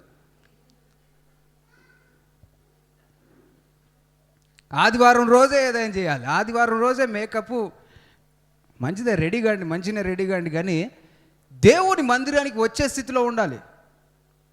హల్లెలూయా. మనం ఎలాంటి స్థితిలో ఉంటున్నాం? దేవుని కొరకు ప్రయాసపడే స్థితిలో ఉంటున్నామా? నువ్వు వేరే వాళ్ళని నడిపించగలగాలి. పలానా వ్యక్తి కొంచెం లేటుగా వస్తున్నాడు అని నీకు అనిపించింది కదా, అప్పుడు నువ్వేం చేయాలి? వింటున్నారా అమ్మ? నాతోటి ఉన్నారా? ప్రాక్టికల్గా కొంతసేపు మాట్లాడుకుందాం. ఒక వ్యక్తి, మీ ఇంటి దగ్గర వ్యక్తి లేటుగా వస్తున్నాడు, నువ్వేం చేయాలి? ప్రార్థన చేయాలా? ఏం చేయాలి? నువ్వు కొంచెం తొందరగా రెడీ అయ్యి వాళ్ళ ఇంటికి దగ్గరికి వెళ్ళి ఏం చేయాలి? అమ్మ తొందర రా, అమ్మ లేట్ అవుతుందని ఆమెను కూడా కొంచెం తొందరగా రెడీ చేసుకొని తీసుకురావాలి. అట్లా మెల్లగా ఈ యొక్క ఫెలోషిప్ స్టార్ట్ అయినప్పుడు ఏం జరుగుతుందో తెలుసా? మందిరం బలపడుతుంది. ఇది ప్రాక్టికల్గా చేయండి అమ్మ. చేస్తారా? మీ ఇంటి పక్కన ఎవరైతే లేట్గా వస్తున్నారో వచ్చే వారం వాళ్ళ ఇంటికి ఆడిపోండి. అర్థమైందా? ఏందమ్మా మా ఇంటి కాడికి వచ్చారంటే అయ్యగారు బొమ్మన్నాడని చెప్పండి. ఏమన్నారు? ఇక అయ్యగారే బొమ్మన్నాడు, మీతో కలిసి రమ్మన్నాడు అని చెప్పండి. ఓకేనా? ఎంతమంది వెళ్తారు? ఆలోచించండి. ఇంకా కొంతమందికి ఆలోచన లేదు, ఎవరెవరు మీ ఇంటి దగ్గరలో ఉన్న వాళ్ళు ఎవరు లేట్కి వెళ్తున్నారు అనేది ఒక ఆలోచన చేసుకోండి. ఆలోచన చేసుకొని వాళ్ళకు ఉన్న పరిస్థితి ఏంటిదని అర్థం చేసుకొని తొందరగా తీసుకురావడానికి ప్రయత్నం చేయండి. కొంతమంది ఎవరైనా తోడు వెళ్ళకుంటే మందిరానికి కూడా రారు, అలాంటి స్థితిలో ఉంటారు. కొంతమంది లేట్ అన్న వస్తారు, కొంతమంది అసలే రారు. ఎక్కడైతే ఫ్రెండ్షిప్, ఎక్కడైతే ఫెలోషిప్ ఏర్పడుతుందో అక్కడ అనేకులు రావడానికి ఇష్టపడతారు. అందుకే మందిరంలో నువ్వు స్నేహితులను చేసుకోవాలి, మందిరంలో ఒక సహవాసం కలిగి ఉండాలి. అప్పుడు రావడానికి ఇష్టం ఉంటుంది. మీ ఫ్రెండ్స్ ఎవరైనా ఫోన్ చేసి పిలిచినారు అనుకో, వెళ్తారా? చెప్పండి, ఎంతమంది వెళ్తారు? అరే మంగళవారం రోజు ప్లేస్కి వెళ్ళాలిరా అని ఫోన్ చేసిర్రు అనుకో, ఏం చేస్తారు మీరు? ఏడికి కూడా అవసరం లేదు, పోదామంటారు. ముందు పోదామన్న తర్వాత అడుగుతారు ఏడికి అనేది. ఏడికి తెలుసుకునేది కాదు ఇంపార్టెంట్, పోవడం ఇంపార్టెంట్. తర్వాత తెలుసుకోవాలి కాబట్టి తెలుసుకుందాం, కానీ పోదాం, ఎక్కడికైనా పోదాం. మందిరంలో అలాంటి ఫ్రెండ్షిప్ ఉన్నప్పుడు ఏం జరుగుతుందంటే నువ్వు బలపడతావు. హల్లెలూయా. మందిరంలో దేవుని కొరకు నువ్వు గొప్ప కార్యములు చేయాలి అంటే దేవుని ప్రజల మధ్యలో ఉంటే అది సులువుగా మార్చబడుతుంది. వింటున్నారా? నీ చుట్టూ ఉన్న సర్కిల్ అంతా కూడా దేవుని నమ్మని వాళ్ళు, దేవునికి వ్యతిరేకస్తులు, దేవుని ఇష్టపడని వాళ్ళు ఉంటే దేవుని కార్యముల్లో నువ్వు పాల్పొందడం కష్టంగా మారుతుంది. అందుకే నీ చుట్టూ ఉన్న వాళ్ళను మార్చుకోవడానికి ప్రయత్నం చేయాలి. నీ జీవితంలో ఎవరైతే అవసరం లేదో వాళ్ళని విడిచిపెట్టాలి. కొంతమంది అంటే మనకు చాలా ఇష్టం ఉంటుంది, కానీ వాళ్ళని విడిచిపెడితేనే దేవునికి నువ్వు దగ్గర అవ్వగలుగుతావు అన్నప్పుడు దేవుని కొరకు వాళ్ళని విడిచిపెట్టాలి.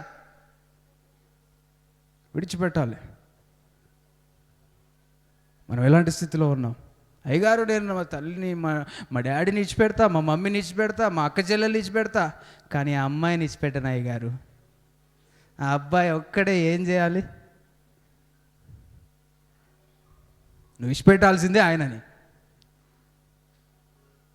నువ్వు దేవునిలో బలపడకపోవడానికి కారణమే ఆ వ్యక్తి కనుక ఆ వ్యక్తికి నువ్వు దూరం కావాలి. ఆ వ్యక్తి నీ జీవితంలో లేనిపోని సమస్యలు తీసుకొస్తున్నాడు కాబట్టి అతనికి దూరం అయ్యే స్థితిలో నువ్వు ఉండాలి. దేవునికి దగ్గర కావడానికి, హల్లెలూయా, దేవునికి దగ్గరికి రావడానికి కొన్ని పరిస్థితులను అధిగమించాలి. మనం ఎలాంటి స్థితిలో ఉన్నాం? మనం అందరం దేవుణ్ణి ప్రేమించే స్థితిలో ఉందాము గాక. దేవుని కొరకు పరిగెత్తుకుంటూ రావాలి. మందిరంలో నీకు ఒక ఫ్రెండ్ ఉండాలి. హల్లెలూయా. మనం అందరం ఫ్రెండ్షిప్ చేసే వాళ్ళంగా ఉన్నామా? ఫ్రెండ్స్ చేసుకోండి. ఎక్కడ? మందిరంలో. ఇక్కడ ఈ ఫ్రెండ్షిప్కి ఏజ్ లిమిట్ ఏం లేదు. 30 ఏళ్ళు 60 ఏళ్ళతోడైనా చేయొచ్చు, 60 ఏళ్ళు 30 ఏళ్ళతో చేయొచ్చు, 15 ఏళ్ళోళ్ళు 30 వాళ్ళకి 50 వాళ్ళతో కూడా ఫ్రెండ్షిప్ చేయొచ్చు. ఫ్రెండ్స్గా ఉండండి, మంచిగా మాట్లాడండి, సంతోషంగా నవ్వండి, జోకులు వేయండి. అప్పుడు ఒక మంచి అట్మాస్ఫియర్ ఉంటుంది. ఒక కుటుంబంగా మనము జీవించాలి. హల్లెలూయా. చూడండి, మార్కు సువార్త 2వ అధ్యాయం 4వ వచనం. చాలామంది కూడి ఉన్నందున వారు ఆయన యొద్దకు చేరలేక ఆయన ఉన్న చోటికి పైగా ఇంటి కప్పు విప్పి సందు చేసి పక్షవాయువు గల వానిని పరుపుతోనే దింపిరి. హల్లెలూయా. ఆ ఇంటి దగ్గరికి వచ్చేసరికి మనం ఇందాక గమనించాం ఏం జరిగింది.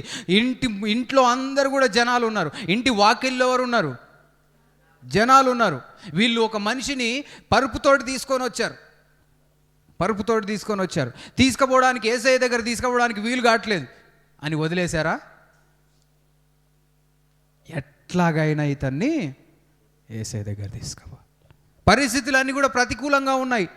అయినా కానీ యేసయ్య దగ్గరికి నన్ను చేర్చాలని నలుగురు కలిసి ఇబ్బంది పడుకుంటూ తీసుకొచ్చి ఇంటి కప్పెక్కారు. ఇంటి కప్పెక్కి కప్పు మీద పెంకులు ఉన్నాయేమో. ఇప్పట్లో స్లాబులు ఇట్లుంటే కష్టమయ్యేదేమో, కానీ అప్పట్లో ఏముండేవి? పెంకులో లేదంటే తడకలో ఇవన్నీ ఉండేవి. కాబట్టి అవి తీసి ఏం చేస్తున్నారు అంటే యేసు ప్రభు ఉన్న దగ్గర పక్షవాయువు కలిగిన వ్యక్తిని డైరెక్ట్గా దింపారు. స్తోత్రం. హల్లెలూయా, హల్లెలూయా, హల్లెలూయా. అంటే ప్రతికూల పరిస్థితులు ఉన్నా కానీ నువ్వు దేవుణ్ణి చేరుకోవాలని ఆశ ఉంటే నువ్వు చేరుకోగలుగుతావు. నీకు ఆలోచన ఉండాలి. కొన్నిసార్లు ఏదైనా పని చేస్తున్నప్పుడు కొంతమంది ఇది కాదులే, చేయలేములే అంటుంటారు. ఉన్నారా అట్లా మీ జీవితంలో? అన్నారు ఎవరైనా? నువ్వు ఏదైనా చేయడానికి ప్రయాసపడుతుంటే ఇది ఏమవుతుందిలే, ఇది కాదు, ఇది ఎట్లయితుంది అని అంటుంటారు. నన్ను కూడా చాలామంది చాలాసార్లు అన్నారు. నేను వెంటనే వాళ్ళ మాట తీసుకోను. నేనేం చేస్తానంటే ప్రయాసపడతా. కొన్నిసార్లు వాళ్ళ మాటను తిరస్కరించి ప్రయత్నం చేసినప్పుడు అసాధ్యమైన కార్యములు సాధ్యపడ్డాయి. హల్లెలూయా. గట్టిగా చెప్దాం, హల్లెలూయా. నీ ఆలోచన, దేవుడు నీకు ఇచ్చిన ఆలోచన బట్టి నువ్వు ముందుకు సాగాలి. నీ చుట్టూ ఉన్న వాళ్ళకి అది ఆలోచనగా తట్టకపోవచ్చు, ఎందుకంటే అది దేవుడు నీకు ఇచ్చిన ఆలోచన. ఈ నలుగురికి దేవుడు ఇచ్చిన ఆలోచన ఏంటంటే ఎలాగైనా ఇతన్ని తీసుకువెళ్ళడానికి ఒక మార్గం ఉంది. ఇంటి కప్పిప్పితే వెళ్తాం. స్తోత్రం. హల్లెలూయా. ఈస్ట్ లేదు, వెస్ట్ లేదు, నార్త్ లేదు, సౌత్ లేదు. ఏముంది? పరలోకం, ఆకాశం ఉంది. హల్లెలూయా. ఆకాశంలో నుంచి దింపుదాం. అది నువ్వు ఆలోచించాల్సింది. దేవుడు మార్గములను ఏర్పాటు చేస్తాడు. ఒక చిన్న స్టోరీ చెప్పాలా? ఎంతమంది వినడానికి సిద్ధంగా ఉన్నారు? స్టోరీలు అంటే భలే ఇష్టం నాకు కూడా. హ్యుండాయ్ కంపెనీ తెలుసా? కార్స్ కంపెనీలో హ్యుండాయ్ అనే ఒక కంపెనీ ఉంటుంది. ఈ హ్యుండాయ్ అనే కంపెనీ కొరియన్ కంపెనీ అనుకుంటా. కొరియనా జాపనీసా?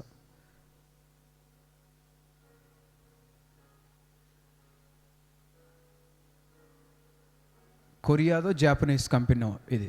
ఎవరైనా చూడగలుగుతా చూడండి.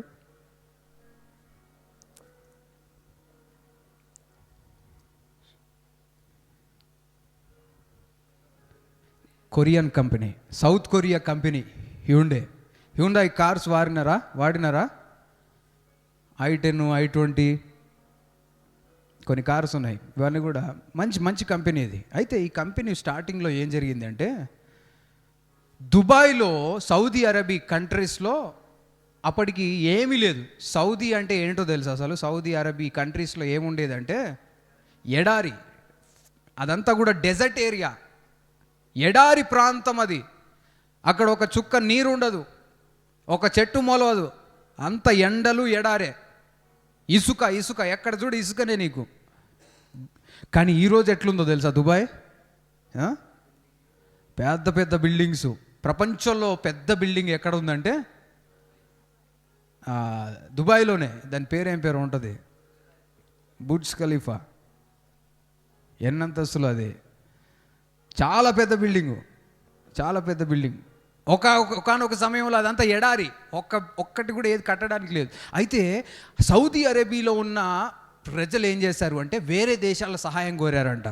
వేరే దేశాల సహాయం ఏమనంటే, అయ్యా మా దేశంలో ఏమీ లేవు, మా దేశంలో ఏమైనా బిల్డింగ్స్ కట్టగలుగుతారా, ఏదైనా చేయగలుగుతారా అని అనేక దేశాలను అడిగారు. యుఎస్ఏని, కొన్ని దేశాలను అడిగారు. వాళ్ళందరూ దుబాయ్, సౌదీ అరేబియా కంట్రీస్కి వెళ్ళడానికి విజిట్ చేసి అక్కడికి వెళ్ళిన తర్వాత బయటికి దిగి చూస్తే ఏముందో తెలుసా వాళ్ళకి? మొత్తం ఇసుకే, ఎండ. ఆ ఎండకి 5 నిమిషాలు నీళ్లు లేకున్నా కానీ చచ్చిపోయే పరిస్థితి, భయంకరమైన పరిస్థితులు చూస్తున్నారు. వేరే దేశాల వాళ్ళు వచ్చి మేమేమి చేయలేమని చెప్పేసి వెళ్ళిపోతా ఉన్నారు. వింటున్నారా? అయితే ఇదే ఆఫరు కొరియాకి కూడా వచ్చింది. సౌత్ కొరియాని కూడా అడిగారు, అయ్యా మీరు మా దేశంలో ఏమైనా చేయగలుగుతారా, మా దేశాన్ని అభివృద్ధి చేయగలుగుతారా, మా దేశం అంతా ఎడారే ఉంది అని అడిగినప్పుడు చాలా దేశాల నుంచి ప్రయత్నం చేశాం కానీ ఎక్కడి నుంచి మాకు జవాబు రాలేదు. మీరేమన్నా చేయగలుగుతారా అన్నప్పుడు సౌత్ కొరియా నుండి అక్కడ ఉన్న ప్రెసిడెంటో ప్రైమ్ మినిస్టర్ ఏం చేశాడు అంటే, హ్యూండాయ్ కంపెనీ ఓనర్ని పిలిచి, సార్ మీరు ఇట్లా దుబాయ్, అరబ్ కంట్రీస్కి వెళ్ళి అక్కడ మనం ఏమైనా చేయగలుగుతామా, ఏమైనా కన్స్ట్రక్షన్ పాసిబుల్ అవుతుందా చూసి రండి అని పంపిద్దామని నిర్ణయించుకున్నాడు. అతను చెప్పాడంట, ఇట్లా వేరే దేశాల వాళ్ళు వచ్చి చూసి ఇక్కడ ఎండ బాగా ఉంది, ఒక ఏదైనా బిల్డింగ్ కట్టాలంటే ఏం కావాలి? నీళ్లు ఖచ్చితంగా కావాలి. నీళ్లు ఒక చుక్క కూడా లేదు, చాలా భయంకరమైన ఎండలు ఉంటున్నాయి. కాబట్టి మేమేమి చేయలేమని చాలా దేశాలు చేతులు ఎత్తేసాయి. నువ్వు కూడా వెళ్ళి ఒకసారి చూసిరా, నువ్వు కూడా ఏమి చేయలేవంటే మనం కూడా వదిలేసామన్నాడంట. హ్యూండాయ్ కంపెనీ అతను వెళ్ళాడు. ఎక్కడికి? సౌదీ ఏరియాకి వెళ్ళేసి అక్కడ దిగాడంట. దిగేసి ఆ ప్లేస్ అంతా చూశాడు. ప్లేస్ అంతా చూసి మళ్ళీ ఎక్కడికి వచ్చాడంటే సౌత్ కొరియాకు వచ్చి ప్రెసిడెంట్కో ప్రైమ్ మినిస్టర్కో, ఈయనకి ఆ బాధ్యత అప్పచెప్పిన వ్యక్తి దగ్గరికి వెళ్ళి, సార్ నేను ఆ ప్లేస్ అంతా కూడా చూశాను, ఇక్కడ మనము గొప్ప కార్యములు మనం చేయగలుగుతామని చెప్పాడంట. హల్లెలూయా. ఏం చేయగలుగుతాం? వేరే దేశాలన్నీ ఏం చేయలేమని చెప్పారు, నువ్వేం చూసావు అంటే, మనకు కన్స్ట్రక్షన్స్కి కావాల్సింది ఏంటి? ఇసుక. ఆడ ఇసుక ఫ్రీగా దొరుకుతుంది సార్, రాళ్ళు ఇవన్నీ కూడా రెడీగా ఉన్నాయి, కన్స్ట్రక్షన్కి కావాల్సినవి అవసరమైనవి ఉన్నాయి, నీళ్లు లేవు. అయితే దగ్గరున్న దేశాల నుంచి మనము నీళ్లు తెచ్చుకుందామని చెప్పాడంట. హల్లెలూయా. ఏ దగ్గర కంట్రీ ఉందో వాటన్నిటి నుంచి నీళ్లు తెచ్చుకొని మనం కన్స్ట్రక్షన్ స్టార్ట్ చేద్దామన్నాడంట. స్తోత్రం. హల్లెలూయా. ఆ యొక్క అగ్రిమెంట్, ఆ కాంట్రాక్ట్ తీసుకున్న తర్వాత హ్యూండాయ్ కంపెనీ ఉన్నతమైన స్థితిలోనికి వెళ్ళింది. స్తోత్రం. హల్లెలూయా. అంటే వేరే వాళ్ళు వచ్చి అది జరగదన్నారు, ఇతని చూసే విధానం మాత్రము వేరుగా ఉంది. కొన్నిసార్లు అదే కావాల్సింది. అందరిలాగా చూస్తే అందరిలాంటి ప్రతిఫలాలే వస్తాయి, అందరిలాంటి రిజల్ట్సే వస్తాయి. నువ్వు ఎలా చూడాలి అంటే డిఫరెంట్గా చూడాలి, డిఫరెంట్గా చూడాలి. హల్లెలూయా. అందరూ 2Dలో చూస్తుంటే నువ్వు ఎట్లా చూడాలి? 3Dలో చూడాలి. హల్లెలూయా. నువ్వు ఇంకొక యాంగిల్లో చూడాలి. అప్పుడు నీ జీవితంలో గొప్ప కార్యాలు జరుగుతాయి. అందరు చేసినట్టే చేస్తుంటే అందరికీ నీకు తేడా ఏం లేదు. నువ్వు వేరేలాగా చూడు.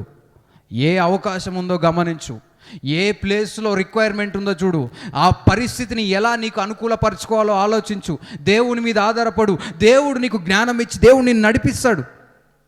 ఒక చిన్న ఐడియా దేవుడి నుంచి వస్తే నీ జీవితం అంతా మారిపోవచ్చు. హల్లెలూయా. మనం అలాంటి స్థితిలో అనేకుల జీవితములు యేసు నామములో మార్చబడునుగాక. మనం అనేకులకు దీవెనకరంగా దేవుడు మనల్ని నిలబెట్టునుగాక. మన ఆలోచన విధానం మార్చబడాలి. వేరే వాళ్ళని మందిరానికి తీసుకురావడానికి ఇతన్ని అయితే తీసుకురాలేమనుకుంటున్నారు కొంతమంది, కానీ ఈ నలుగురు ఏమనుకుంటున్నారంటే ఇతన్ని మనము తీసుకుపోగలుగుతాం. అది తేడా. తీసుకుపోయినందుకు యేసుప్రభు ఏమన్నా కోపపడ్డా? అరే ఏందిరా కప్ప అంతా తీస్తున్నారని తిట్టిండా? యేసయ్య వాళ్ళ విశ్వాసం చూశాడు. చప్పట్లు కొట్టి దేవుని మహిమపరుస్తా. నువ్వు దేవుని కొరకు ఏదైనా చేస్తున్నావు అంటే దేవుడు నీ విశ్వాసాన్ని చూస్తాడు. నా బిడ్డ నా మందిరం కొరకు, నా సంఘం కొరకు అనేకులను పరలోక రాజ్యంలో చేర్చడానికి ప్రయాసపడుతున్నాడనే విషయము దేవుడు గమనిస్తాడు. ఈ లోకంలో ఉన్న వాళ్ళకి అర్థం కాదు. లోకంలో ఉన్న వాళ్ళకి అర్థం కాదు. దేవుడు నీకు సహాయం చేస్తాడు. దేవుడు నీ హృదయాంతరంగంలో ఎరిగిన దేవుడు. నీ విశ్వాసమును బట్టి దేవుడు నిన్ను బలపరుస్తాడు, మార్గములు సరళం చేస్తాడు. ఆ కప్పులో నుండి ఆయన దింపారు. దింపిన తర్వాత ఒక్క విషయం మీకు జ్ఞాపకం చేసి నేను ముగించేస్తాను. అదేంటి అంటే, దించిన తర్వాత 5వ వచనం చూడండి. యేసు వారి విశ్వాసమును చూసి, ఎవరు విశ్వాసం చూశాడో తెలుసా? ఆ పక్షవాయువు కలిగిన వ్యక్తి విశ్వాసం కాదు యేసయ్య చూసింది. ఎవరి విశ్వాసం అమ్మా? తీసుకొచ్చిన వాళ్ళ విశ్వాసం చూశాడు. తీసుకొచ్చిన వాళ్ళ విశ్వాసం చూశాడు. తీసుకొచ్చిన వాళ్ళ విశ్వాసం. నువ్వు మందిరానికి తీసుకొస్తున్నావు అంటే ఎవరినైనా దేవుడు ఎవరిని చూస్తాడో తెలుసా? వచ్చిన వ్యక్తి కంటే ముందు ఎవరిని చూస్తున్నాడు? నిన్ను చూస్తున్నాడు. అది దీవెన. హల్లెలూయా.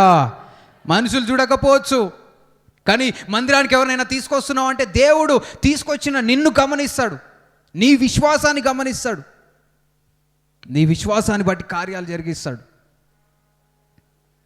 వాళ్ళ విశ్వాసాన్ని చూశాడు. తర్వాత నీ పాపములు క్షమింపబడి ఉన్నవని పక్షవాయువు గలవానితో చెప్పాను. చప్పట్లు కొట్టి దేవుని మహిమపరుస్తా.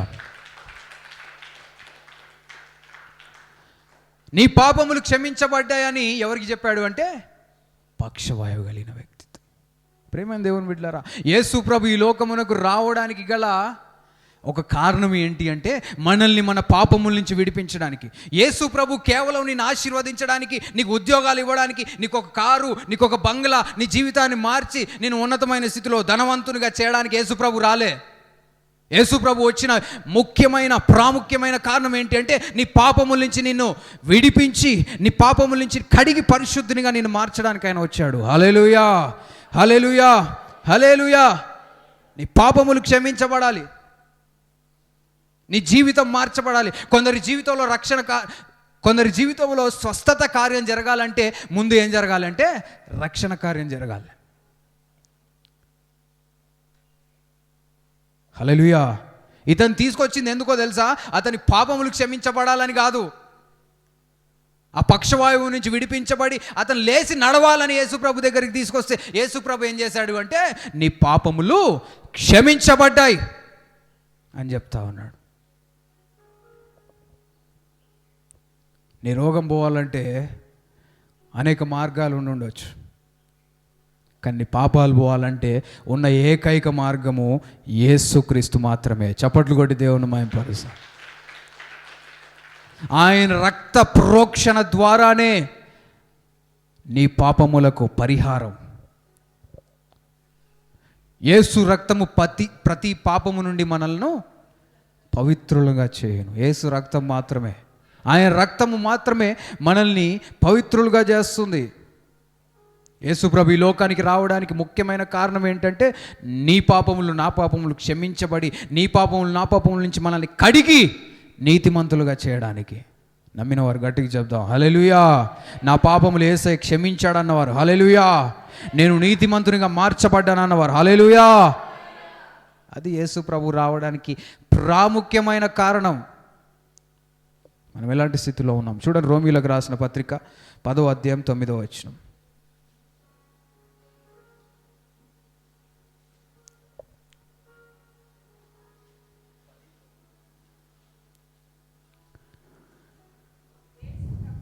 యేసు ప్రభు అని నీ నోటితో ఒప్పుకొని దేవుడు మృతులలో నుండి ఆయనను లేపనని నీ హృదయమందు విశ్వసించిన ఎడల నీవు రక్షింపబడుదువు. స్తోత్రం హల్లెలూయా. నీవు రక్షణ పొందాలనేది దేవుని యొక్క ప్రణాళిక, దేవుని యొక్క ఉద్దేశం, దేవుని యొక్క సంకల్పం, దేవుని యొక్క ఆలోచన. నీ రక్షణ కార్యము దేవుడు కోరుకుంటా ఉన్నాడు. నీ ఆత్మ రక్షణ పొందాలని దేవుడు కోరుకుంటున్నాడు. కొంతమందికి దేవుని దగ్గరికి వస్తే ఏం కావాలంటే డబ్బులు కావాలి, ఇంకేం కావాలి? జబ్బులు పోవాలి, డబ్బులు రావాలి, జబ్బులు పోవాలి, ఇంకేం కావాలి? ఇంట్లో ఉన్న కష్టాలు పోవాలి, ఇబ్బందులు పోవాలి. ఇవే కానీ రక్షణ పొందాలని వస్తున్నావా? క్రైస్తవునిగా నీకు ఉండాల్సిన ఒకానొక మెయిన్ గోల్ ఏంటంటే రక్షణ. హల్లెలూయా. వేరే వాళ్ళ రక్షణ. ఒకవేళ ఇంకా దేవుని నమ్మని స్థితిలో ఉంటే నీ జీవితంలో ప్రాముఖ్యమైనది ఏదైనా ఉంది అంటే నీకు ఉద్యోగం కాదు, నీ వ్యాపారం కాదు, లేదంటే నీకు ఒక లాటరీ తగలడం కాదు, ఏవి కావు. నువ్వు రక్షణ పొందాలి. స్తోత్రం హల్లెలూయా. ఈ మధ్య లాటరీలు కూడా ఎక్కువైనాయి, చూసిండ్రా? ఇన్స్టాగ్రామ్లలో బైకులు, కార్లు అన్ని లాటరీలు ఇస్తున్నారు. ఇవి కాదు నీకు ముఖ్యం. నీ జీవితం రక్షణ పొంది దేవునికి నువ్వు సాక్షిగా ఉండాలి. స్తోత్రం హల్లెలూయా. రక్షణ పొందాలి అంటే ఏం చేయాలి? నీ హృదయంలోనికి యేసయ్యను అంగీకరించాలి. స్తోత్రం హల్లెలూయా. నీ దేవునిగా, నీ రక్షకునిగా, నీ ప్రభువుగా ఆయనను అంగీకరించాలి. అప్పుడు నువ్వు రక్షణ పొందుతావు. అది నీ జీవితంలో జరగాలి. అది నీ జీవితంలో జరగాలి. నువ్వు రక్షణ పొందిన స్థితిలో ఉంటున్నావా? అయ్యగారు రక్షణ ఎందుకు నాకు? నేను ప్రతివారం వస్తా, సత్యదాకా వస్తా. కొంతమంది అంటుంటారు నీకెందుకు? నేను సత్యదాకా వస్తా అన్నోళ్ళు కూడా ఉన్నారు. హల్లెలూయా. మన మధ్యలోనే ఉన్నారు. జీవితాంతం వస్తా నేను. వాళ్ళు ఏదో బాధ పెట్టాలని కాదు, వాస్తవాలు తెలవాలి. ఒక రోజున చనిపోయిన తర్వాత యేసయ్య దగ్గర నిలబడ్డప్పుడు నువ్వు దేవుణ్ణి నమ్ముకున్నావు అంటే నువ్వేం చెప్తావు? నేను చర్చికి పోయినా, నేనేం చేసిన, నేను మోకాళ్ళు వేసిన, నేను కొంగేసుకున్న, ప్రార్థన అనగానే కొంగేసుకున్నా, ఇంకా కానుకిచ్చిన. అదేదో ఒక ఆయన చెప్తాడు కదా, పాలమ్మిన పూలమ్మిన అట్టుంది. అవసరమైనది మాత్రం లేదు. రక్షణ పొందినవా? రక్షణ లేదంటే ఏం చేస్తాడు? బాగానే చేసినవి ఇవన్నీ, కానీ ఎక్కడికి పోవాలి? ఇంటికి పో. ఇంటికంటే నరకం అక్కడ. దేవుని ఇంట్లోకి నీకు అనుమతి ఉండదు. నువ్వు నిర్ణయించుకో. నువ్వు దేవుణ్ణి అనుమతించకుండా ఒక ప్లేస్ చూజ్ చేసుకున్నావు కదా. చూజ్ ద కరెక్ట్ ఆన్సర్ ఉంది. ఒకటి పరలోకం, ఒకటి నరకం ఉంది. నీకేం కావాలనుకున్నావు? నరకం కావాలని నువ్వు టిక్కు పెట్టి ఇదే దీనికే నా ఓటు అని అటే వేసుకున్నావు, అటే పోతావు. దేవుని రాజ్యంలో చేర్చబడాలంటే పాస్టర్ అయిపోతా. నేను పాస్టర్ అయినందుకు ఏమో పరలోకానికి వెళ్ళను నేను. లేదంటే పాస్టర్ల పిల్లలం కాబట్టి పరలోకానికి ఏం వెళ్తలేము. చాలామంది పాస్టర్ల పిల్లలు కూడా నరకానికి పోయేటోళ్ళు ఉన్నారు. మా నాయనమ్మ నవ్వుతుంది. ఉన్నారు, లేరా? పాస్టర్ల పిల్లలనే కానీ ఆ దేవుని సేవకులే వాళ్ళ పిల్లల కోసం, అయ్యా మా పిల్లల్ని మార్చయ్యా. కొన్నిసార్లు కొంతమంది సేవకుల పరిస్థితి చాలా కఠినంగా ఉంటుంది. మందిరానికి వచ్చే వాళ్ళు కూడా ఏమంటారంటే, ముందు నీ పిల్లల్ని మార్చుకోరాదు. వాళ్ళు మారరు. వీళ్ళు వేరే వాళ్ళని రక్షిస్తూ ఉంటారు. అపవాది అనేక సార్లు గుండెని గాయం చేస్తూ ఉంటాడు. నీ పిల్లలకి చెప్పుకోరాదు అంటే నీ పిల్లలు మారితేనే వేరే వాళ్ళకి నువ్వు సువార్త చెప్పాలా? అదేందని రూల్ ఉందా బైబిల్లో? వాళ్ళు కూడా మారాలని ప్రయాసపడుతున్నాం. వాళ్ళ టైం వచ్చినప్పుడు దేవుడు మారుస్తాడని ప్రార్థనలు చేస్తూ ఉన్నాం. రక్షణ పొందే స్థితిలో ఉండాలి. స్తోత్రం, హల్లెలూయా. మీ పక్కన వాళ్ళని అడగండి, నువ్వు రక్షణ పొందావని అడగండి. అడిగినారా? రక్షణ పొందకుంటే ఆలస్యం చేయకన్నాను. నువ్వు చేయాల్సింది ఏంటంటే ప్రార్థన, రక్షణ ప్రార్థన చేయాలి. నీ ఏమని ఉంది అక్కడ? యేసు ప్రభు అని, అంటే ఆయన ప్రభు అని నీ నోటితోటి ఒప్పుకొని దేవుడు మృతులలో నుండి ఆయనను లేపెనని నీ హృదయమందు విశ్వసించిన ఎడల నీవు రక్షణ పొందుతావు. యేసు ప్రభు అని నువ్వు ఒప్పుకోవాలి. నీ జీవితానికి ప్రభువుగా, నీ సొంత రక్షకునిగా. సొంత రక్షకుడు అని ఒప్పుకోవడం కాదు, నా రక్షకుడు అని ఒప్పుకోవాలి. స్తోత్రం, హల్లెలూయా.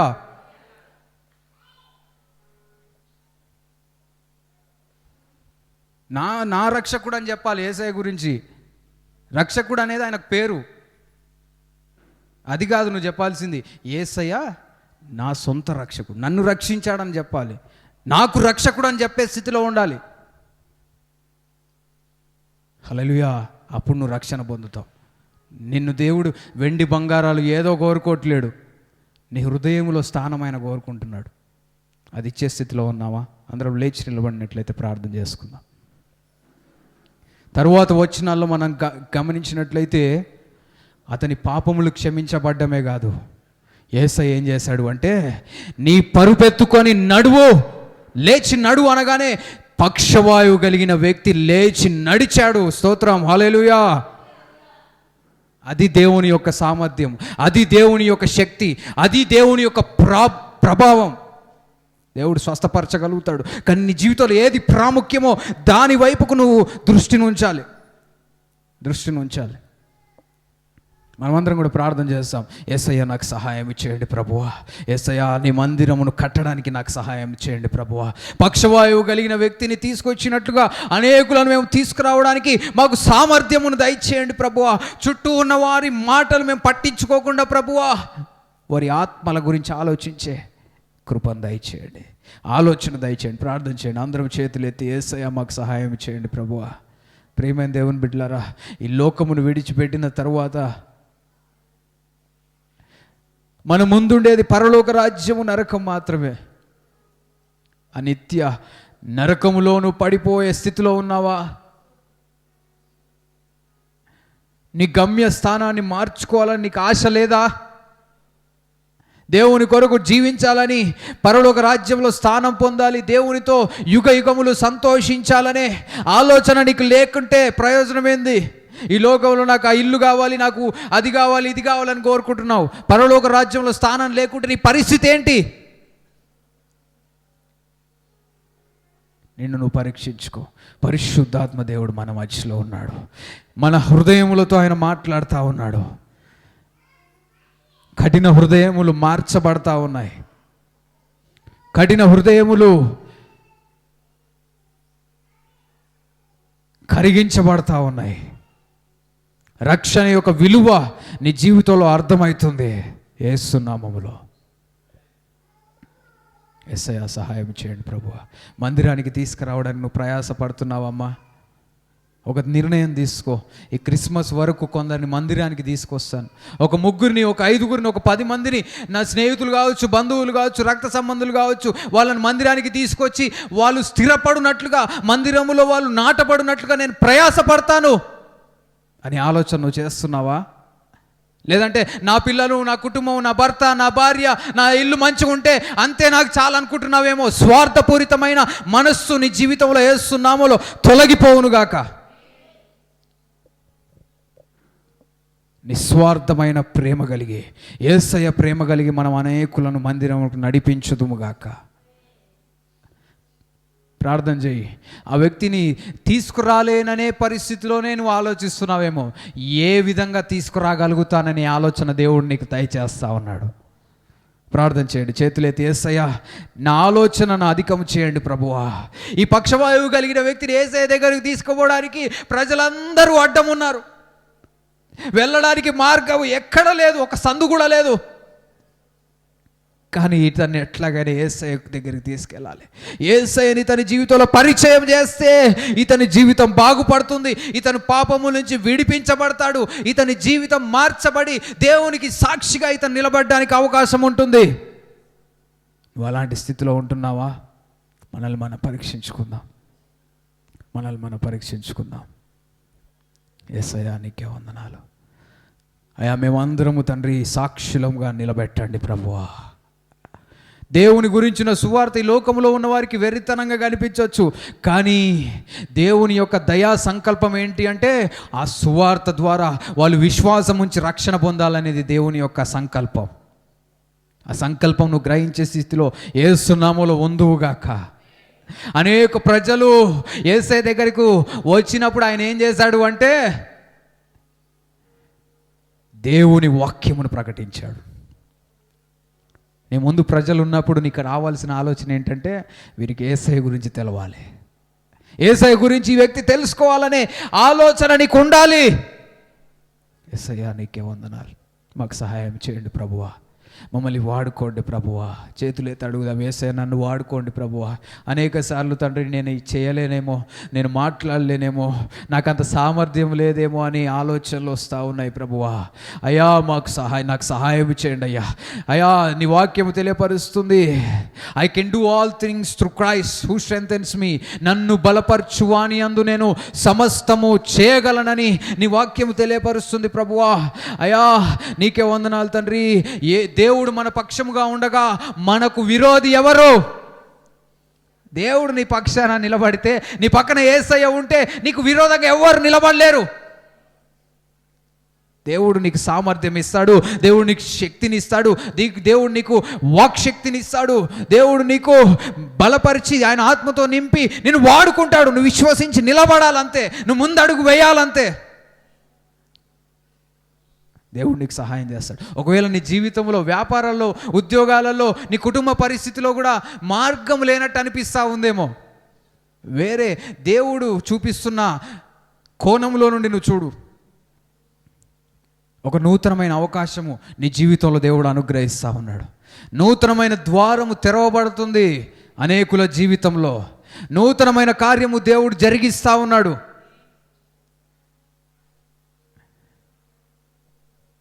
ప్రజలందరూ అటు వెళ్తున్నారు కాబట్టి నేను కూడా అటే వెళ్తాను అనుకోకు. దేవుడు నీ జీవితంలో ప్రత్యేకమైన కార్యం జరిగించడానికి ఇష్టపడతా ఉన్నాడు. ప్రార్థన చేయండి. ఒకవేళ ఇంతవరకు నా జీవితంలో యేసయ్య లేడు, ఈరోజు యేసయ్య నా జీవితంలోకి అంగీకరించాలనుకుంటున్నాను అన్నవాళ్ళు ఉన్నట్లయితే, ఇంతవరకు నేను రక్షణ పొందలేదు, రక్షణ ప్రార్థన చేయలేదు అన్నవాళ్ళు ఎవరైనా ఉన్నట్లయితే వారు మాత్రం మీ చేయి పైకెత్తండి, మీ కుడి చేయి పైకెత్తండి. రక్షణ లేనివారు, రక్షింపబడి ఉంటే పర్వాలేదు, కానీ ఇంకా నా జీవితంలో నిజంగా యేసయ్యను అంగీకరించలేదు అన్నవాళ్ళు ఉన్నట్లయితే నీ కుడి హస్తం పైకెత్తు. నువ్వు చేసే ఈ ప్రార్థన ద్వారా నీ గమ్యం మార్చబడుతుంది. యేసయ్యను నీ జీవితంలోకి అంగీకరిస్తే నీ పరిస్థితి మార్చబడుతుంది. ప్రార్థన చేయండి, ప్రార్థన చేయండి, ప్రార్థన చేయండి. ఎవరైతే విశ్వాసముతో ఇంకా రక్షణ పొందని వాళ్ళు చెయ్యెత్తారో వారు నాతో కలిసి ప్రార్థన చేయండి. మిగతా వారు కూడా ప్రార్థనలో వారితో కలిసి ఏకీభవించండి. యేసయ్యా, ఈరోజు ప్రభువా నీ మందిరానికి వచ్చాను. నేను అనుకోకుండా ఈ ప్రదేశంలో లేను ప్రభువా. నీ చిత్తము ప్రకారము ఈరోజు ఈ ప్లేస్లో నన్ను నిలబెట్టారయ్యా. నేను చనిపోయిన తరువాత పరలోక రాజ్యములో నీతో కూడా నేను ఉండాలనుకుంటున్నాను. 2000 సంవత్సరాల క్రితము నా కొరకు మీరు ఈ లోకమునకు వచ్చి నా పాపముల కొరకు రక్తమును కార్చి ప్రాణమును పెట్టి తిరిగి లేచిన సజీవుడవని నేను నమ్ముతున్నాను. ఈరోజు నా హృదయములోనికి నిన్ను ఆహ్వానిస్తున్నాను. నా జీవితమునకు రాజుగా, ప్రభువుగా, రక్షకునిగా, దేవునిగా, నిన్ను అంగీకరిస్తున్నాను. ఇది మొదలుకొని ఈ లోకములో నా చివరి క్షణం వరకు నీ కొరకే జీవిస్తాను. నన్ను రక్షించినందుకు వందనాలయ్యా. నీ ఆత్మతో నన్ను నింపినందుకు వందనాలు. నీ మార్గంలో నన్ను నడిపించండి. నా పేరు జీవగ్రంథంలో రాయండి. నీకే వందనాలు చెల్లిస్తూ యేసు నామంలో ప్రార్థిస్తున్నాం తండ్రి. ఆమేన్, ఆమేన్, ఆమేన్.